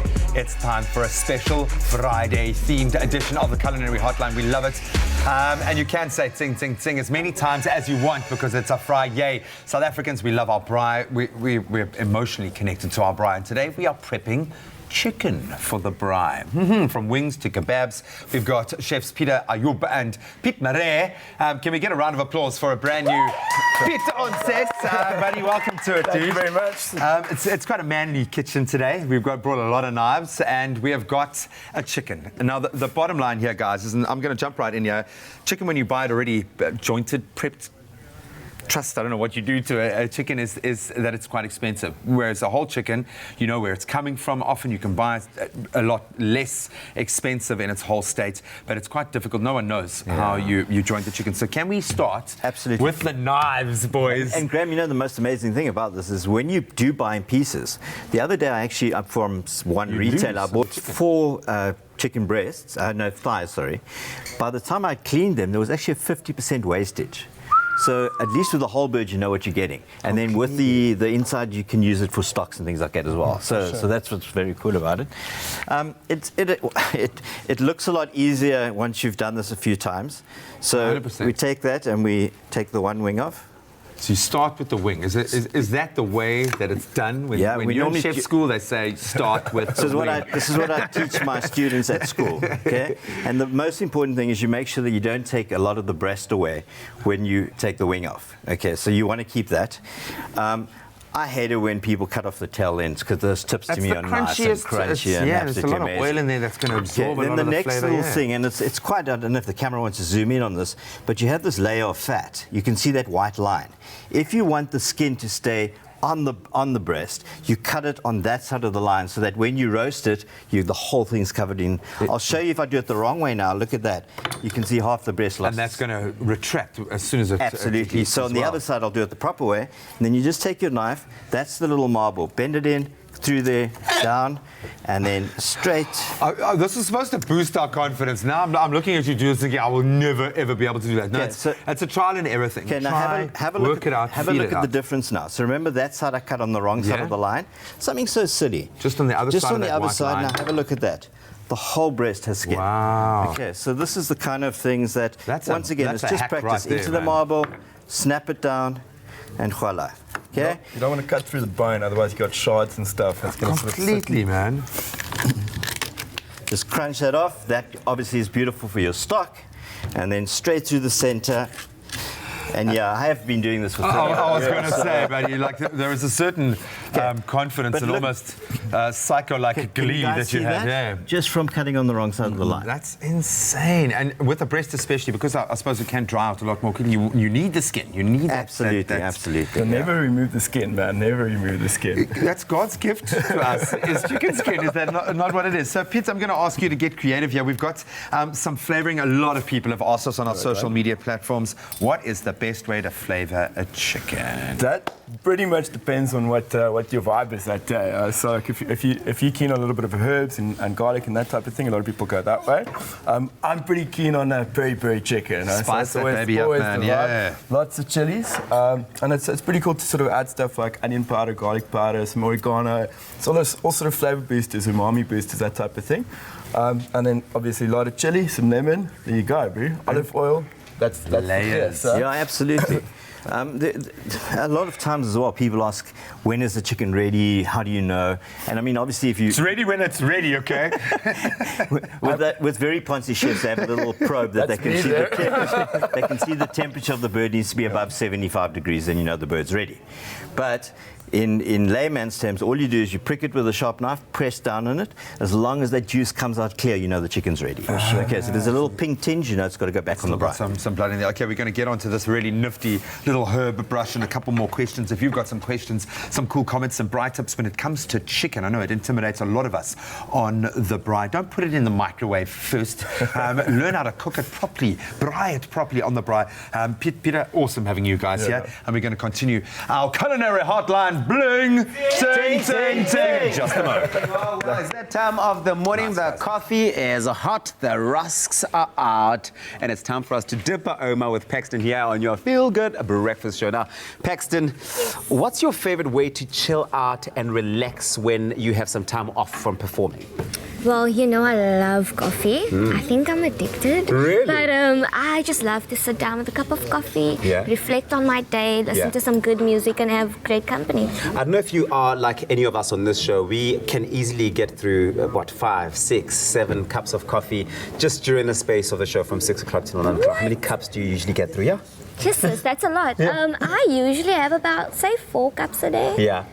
5, maybe. Okay. Now, what's your go-to Oma rusk flavor? Because I know that we all have that one go-to. Yeah, I actually love the buttermilk. Oh, yeah? Yeah, I do. And yours? What is it? Well, I like the chocolate chip rusks. These ones, the new ones, they've definitely become my favorite. But like, the thing about Oma rusks is there's always a memory attached to them, and you must have one, surely. Yeah. Actually, the last memory I have, something I can still remember, me and my mom arguing about which box we're going to take. Because she likes some of the raisins, the muesli. Yeah, all the stuff. No, simple is better. Yeah. So I ended up getting my way anyway. Yeah, and if you think about it, which is actually quite interesting, is that we all have that dedicated time where we just want to sit back, relax, get a cup of tea or coffee, and dip our Oma. When is your time? When is the perfect time, or the best time that you usually have your Oma rusks? Definitely at night. I don't know why, but there's something so relaxing about just having your coffee and a rusk at night. Yeah. It's just amazing. It's like my time. So if you look, you'll see that our different cups here, they've all got like really interesting and cool sort of hashtags to them. Yours says midnight snack dip. Mine says morning email dip. And they speak to basically the time of day that you can enjoy your Oma rusk. Do you have a special hashtag for your dip? The last time I did one with my single Angifuni. Yeah. So for this one, I'm going to say hashtag international Oma dip. Hint, hint. Yes! Hashtag international Oma dip. I'm loving it. Okay, show us how that international Oma dip goes. You just dip it anyway, really. Hashtag international Oma dip.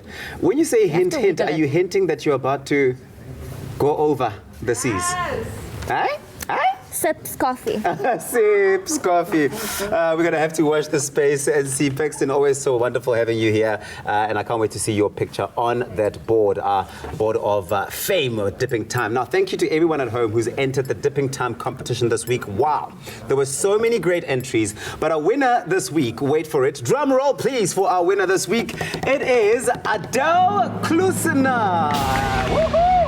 Yeah, well done. Well done, Adele. Adele says that her favorite dipping time is when her and her family would go to a game reserve, and early in the morning her mum would pull out the tea flask and the box of rusks, and they would go to the nearest watering hole to enjoy their rusks and watch the animals. We absolutely love that. Adele, we absolutely love that. And we hope that you enjoy your 2,000 Rand Swatch Watch voucher and your 500 Rand worth of Oma Rust. That's going to be a lot of rust, and I hope you enjoy that. Cheers. Here's to #International Oma Dip.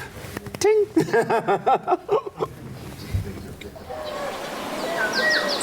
Anytime is dipping time.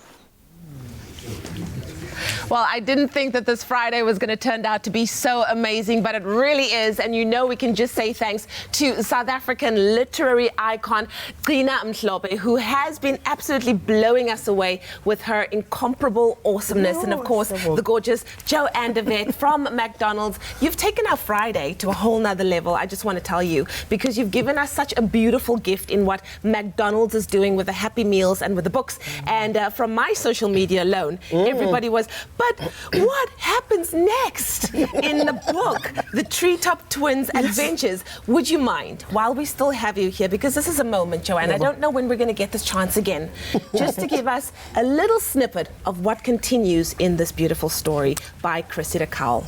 I do this in honor of my 23-year-old daughter, Nomakwezi, who had a birthday yesterday, 11th July. And we talked about the twins. As they followed the giant footprints, something was following them. The something was called an Allosaurus, and it was hungry. Hey, man. The twins followed the giant footprints through the mud, and the Allosaurus followed the twins, until they came to a wide plain filled with ferns, and there, quietly grazing, were the most enormous dinosaurs that the twins had ever seen. Every single one of those dinosaurs were as long as 3 large buses parked in front of one another. Oh my goodness, said Asha excitedly. These dinosaurs are about 26 meters long. Whoop, they must be Diplodocus. The twins moved a little closer, and the Allosaurus followed the twins. Do you think we should get so near? Said Ted nervously. The Diplodocus might thread on us. But Tulip marched right up to the Diplodocus and shouted, "Is this your egg? Do you want to sit on it?" The Diplodocus looked at Tulip with peaceful, gentle eyes, and it went right on eating. Doesn't look that interested in this egg. I'm not so sure this egg belongs to a Diplodocus after all, said Tulip, very disappointed. I told you it couldn't be, said Alfie. It's way too small. The Diplodocus moved slowly away, and the twins followed the Diplodocus. And the hungry Allosaurus followed the twins. The Allosaurus was getting closer and closer and closer. Oh, Kosiami. But the twins were so interested in the huge, gentle Diplodocus that they still hadn't noticed. Goodbye, Alandelwa. The Allosaurus shouted, crouched down in the ferns, ready to pounce. Dun, dun, dun. We could honestly listen to this all day. Thank you so much, Gcina. Thank you so much, Joanne, for being here. Of course, taking us through this beautiful stories that if mom and dad and aunts and uncles can just but take the children to get a happy meal this weekend, you could be finishing this story for them too. And of course, it is all encouraging our children to read. So help them choose those books. The Treetop Twins Adventures is a wonderful story packed with an exciting adventure, and there are 12 to collect. So you definitely will love it. Yes. Well, we're going to take a quick ad break, and of course, I'm going to continue to listen to the rest of the story. We'll be right back after this.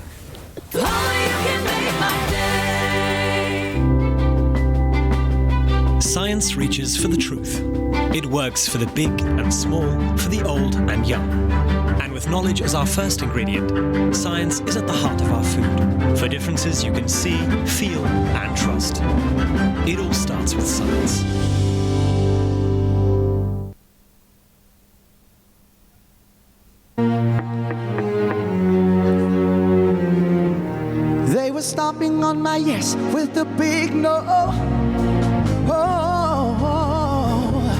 But now they're singing to my song on the radio.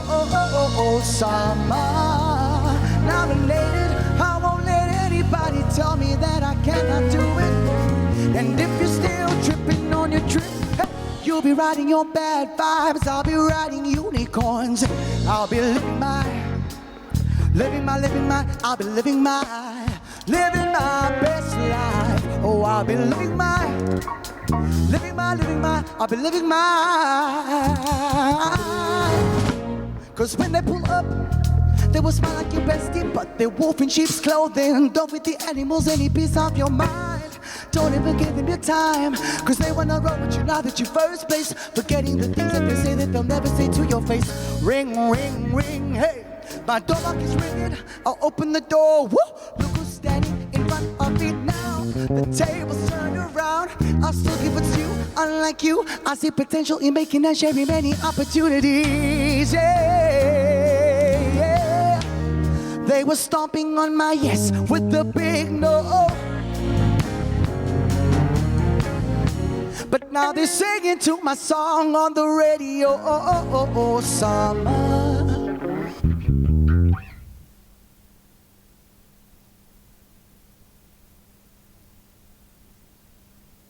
It's my feel-good breakfast show. Call us on your cell phone. Culinary hotline bling. That can only mean one thing. Welcome back, you beautiful souls. It's the Culinary Hotline Bling. Ding, ding, ding. You'll get there, buddy. You'll get there. For the rest of the day, you're going to be singing, man. Pete, love having you here. Peter, love having you here, especially because we are dealing with chicken on the braai. So many different angles and nuances. This is really cool, something that I've started doing, courtesy of my mom actually taught me how to do this, but I'm going to ask you now, please, Pete, if you can make us, it's a basting brush made out of herbs, which is awesome. Just adding more flavor, man. Every opportunity that you have to add flavor to food, you use. But the cool thing is normally when you're braaiing, there's like a rosemary bush around the side. Yeah. So I just normally just pick a big branch, and then you just go. You're a real man. But if you're doing it in a kitchen, sort of take your favorite herbs, and you just basically tie it up. So wrap it around. And I mean, I'm amazed at how many people are growing their own herbs now. We are evolving as South African braaiers in the most amazing ways. And that's it. Some tie it together, boom. Dip it in there. Bit of oil. Some brush some of these. There you go, man. So that's oh man, I absolutely love that. Took you all of 5 minutes, and you can keep adding that flavor. And as it cooks, the fat from there is going to add there, and it's just going to be amazing. Chicken wings. Okay. Best part of the chicken? Best, yes? Yeah, the thigh and the wing, definitely, my favorites. I agree with you fully on that. Yeah, absolutely. I'm not a big marinating fan. I love, because what happens is the minute you, I like marinating it for a little bit, but I tend to normally cook my chicken halfway or whatever and then start basting it with marinades and things like that. So the natural flavors can come through, absolutely. You'll find because of the sugars, it starts burning, and a lot of the time you get this like really burnt outside and the inside's not cooked. There's nothing drier than a kebab. Yo, let's be honest. My favorite thing in the whole world, whether it's to make a salad dressing, whether it's to make a basting, is yogurt. I mean, there's nothing like it. The first thing what it does, it breaks down the proteins. So you can leave that overnight and it breaks down the proteins, but it just makes every part of that chicken so tender. Okay, so it's definitely one of, and it's one of the best neutralizers for your body as well. So even if you're having lamb kebabs or whatever you're having, put it in yogurt, it actually breaks down that fat content for your body. Help your digestive system but a wee bit. Remember, this is a plain yogurt, so we definitely need a nice bit of pepper and some salt.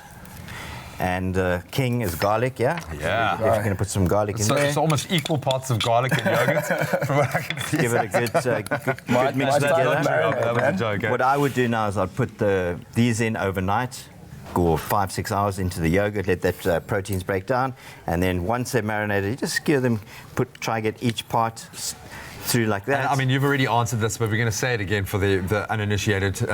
Tip on or off when it comes to a chicken wing? Definitely on for me. What do you say, Pete? Yeah, it's nice little crispy bit at the end of it. The craziest thing now is when you go and order wings from somewhere, they cut it, they say there's 12 wings, but then you get 12 little pieces as opposed to 12 wings. It's a third of a wing. It's not a full wing. Exactly. And this is actually really cool, putting it on the skewer like that, because it can be quite difficult. And then these things fall through the grill and then they burn. Yeah. And Graham, what it tends to do as well is if you spread it out like that, you could probably get 2 onto 1, but then you make sure that you've got the whole wing. You can turn it over, you get both sides evenly. Keeps the skewer from burning. Yeah, absolutely. And another thing as well, just when it comes to the whole bird like we done earlier, if you're not going to cut it completely into pieces and you're going to do it into like a spatchcock, something I've learned over the years is actually put it into some salted water and cook it halfway. Okay, so then instead of brining it, that becomes your brine. And then also what happens as well, if you, depending on your heat source, sometimes because of the chicken's actually been already pumped with brine to get more weight into it, you lose half your weight of your chicken. So rather know that you're buying proper free range, because that is really important, and then you'll find that you're not losing all of your weight when it comes to cooking it. Oh, gems, man. French technique, that, eh? Poach and grill. Absolutely. There we go. Poach and grill, baby. Poach and grill. Okay, so we've got to cover it. I know the society is very much a staple on most South African braais, and I mean, it's a chance to get exciting, and often people who aren't going to overindulge in the meat will go the society route. What's the watchword with creating a good chicken skewer? What's the best part of the chicken to use, Pete? You know, the first thing Pete said now, he said, thank goodness they've used thighs. Exactly. That is the answer. Why? Thighs have a little bit more connective tissue and fat, so it's difficult to overcook it. And people tend to overcook chicken, yeah? Like everybody thinks, chicken, you've got to cook it all the way through. Everybody's scared of that little bit of pink on the bone and that type of thing. So if you use breast and you cook it way too long in the braai, it's just going to be dry. It's done, it's dry. A lot of happens, when it is pink on the bone, it's because of the marinade. So sometimes you're marinating it and it actually tends to tinge the bone pink, and then people think that your chicken's actually raw. So. Oh, man, I love it. We're going to have to end it there. Pete, you're coming back, my brother. No worries, we love you, dude. For just about any element of our chicken recipe today, SMS the keyword chicken to 33728 and we'll send you some of these gems. We'll have as many of these hacks as we can on our social media platforms. Gentlemen, an absolute pleasure. Braai, your heart's out this weekend. Ladies and gentlemen, that was the Culinary Hotline playing. Ting, ting, ting. That is a Braai we want to be a part of, right? Continuing to bring you the best of the best. Athlon's very own. It's Jared Ricketts here on your Feel Good Breakfast Show. He's a summer-nominated musician and, of course, a songwriter and a singer as well, which is absolutely incredible. And, of course, the best fashion sense I have seen in a long time. Got a brand new single out. It's called Unicorns. This one is for all the people out there who feel like just people don't get you. If you feel like people don't get you, this song is just for you. Take it away, Jared. Thank you so much. Hello, South Africa. I'm so excited to share a message of inner strength and perseverance. I hope you enjoy this one.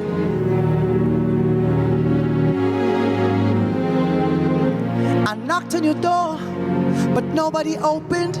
My heart on the floor, I was shattered, not broken. I had to pick myself up, cause I know where I'm going.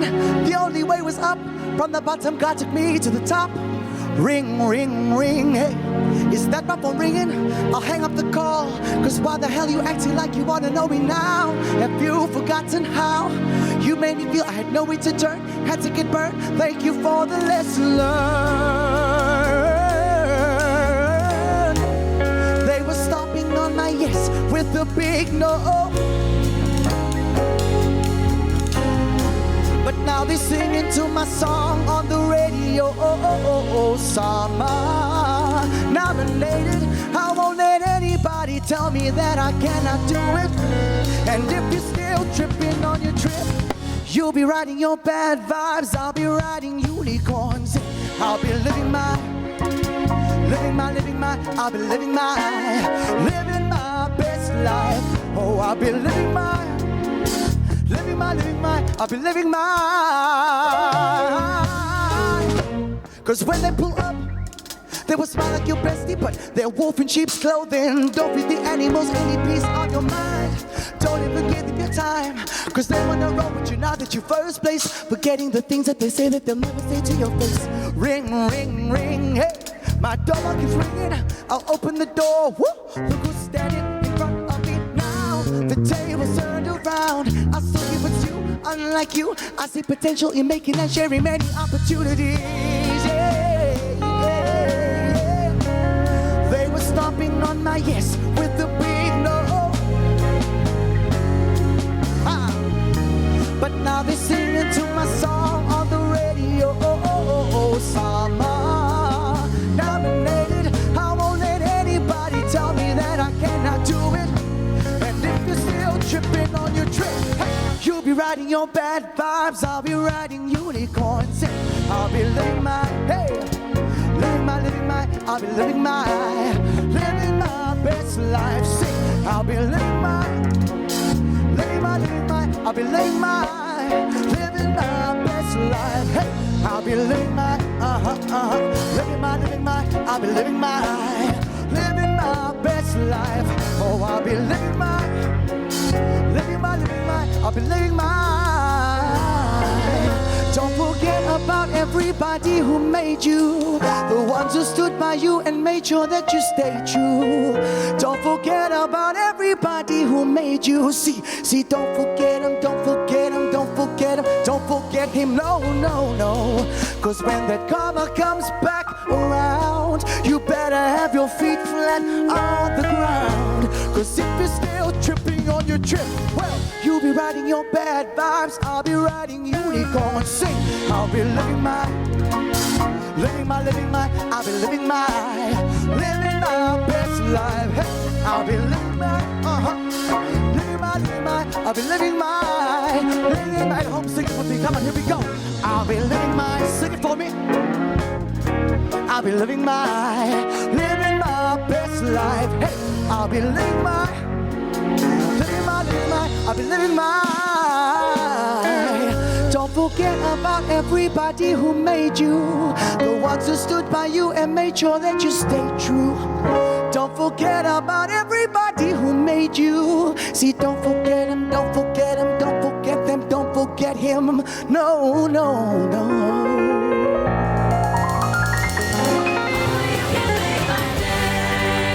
Get to a crazy store in your town this school holiday and discover a treasure trove of arts and crafts for the whole family to enjoy, as always at great value. Paper, paints, modeling clay, sketchbooks, glitter, crayons, aprons, rubber stamps, ribbons, felt tip pens, learn to paint sets, and a whole universe of creative fun at crazy good value. Only at the Crazy Store. Holidaying near or far, there'll be one just about wherever you are.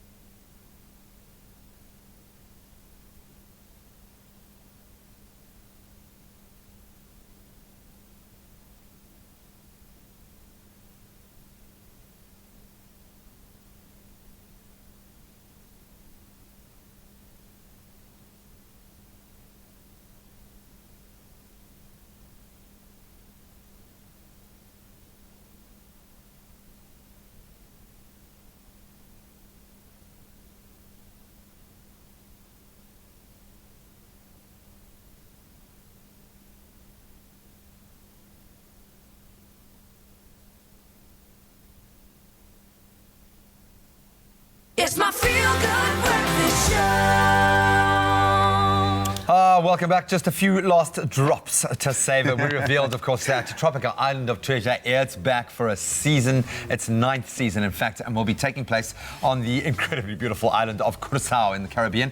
An island paradise with a mix of Dutch influence, white sandy beaches, and pink flamingos. Perfect destination to stand a chance of winning some smooth fame and, of course, fortune. Now, we know that our Cat Factor, Kat Leromabo, is the host, but who will be the celebrities be joining him in Curaçao this year? Now, last year we saw the likes of Brandon, Name Maps Karabo, Melinda's Batlem Pisane, Kanyam Kagisa, Tumi heading to the Maldives, and Seychelles. Season included Anga, Maurice, Siv, Colleen, Zakia, Empty, and Jessica. But the question is, who will be the celebrities that are going to be going to Curaçao in the Caribbean for a new season? Take a guess on Tropica's pages or Twitter with hashtag TIOT9.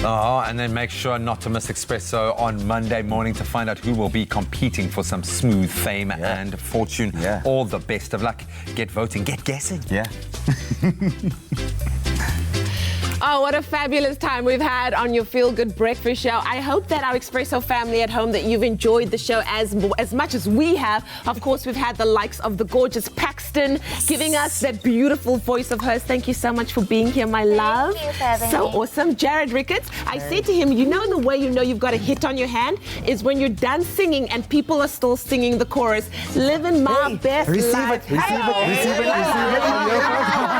Literary icon Gina Mhlope on the show this morning. You have blessed us. The people shall read, Comrade Amanda. Thank you so much. And then from McDonald's, Joanne David, thank you so much for bringing happy meals and books together. Go and grab one for the kiddies this weekend. And the toy you can get some other time. The book is what is going to keep them for a lifetime. So thank you. Thank you. I'm loving it. I loved what you said. You've been waiting the whole day to say that. And you said books are lit. So reading is lit.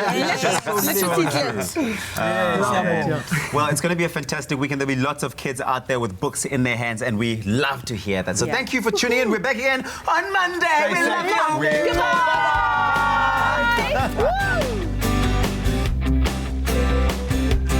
Expresso Morning Show, made with love by Clover. Never. Feel Good production.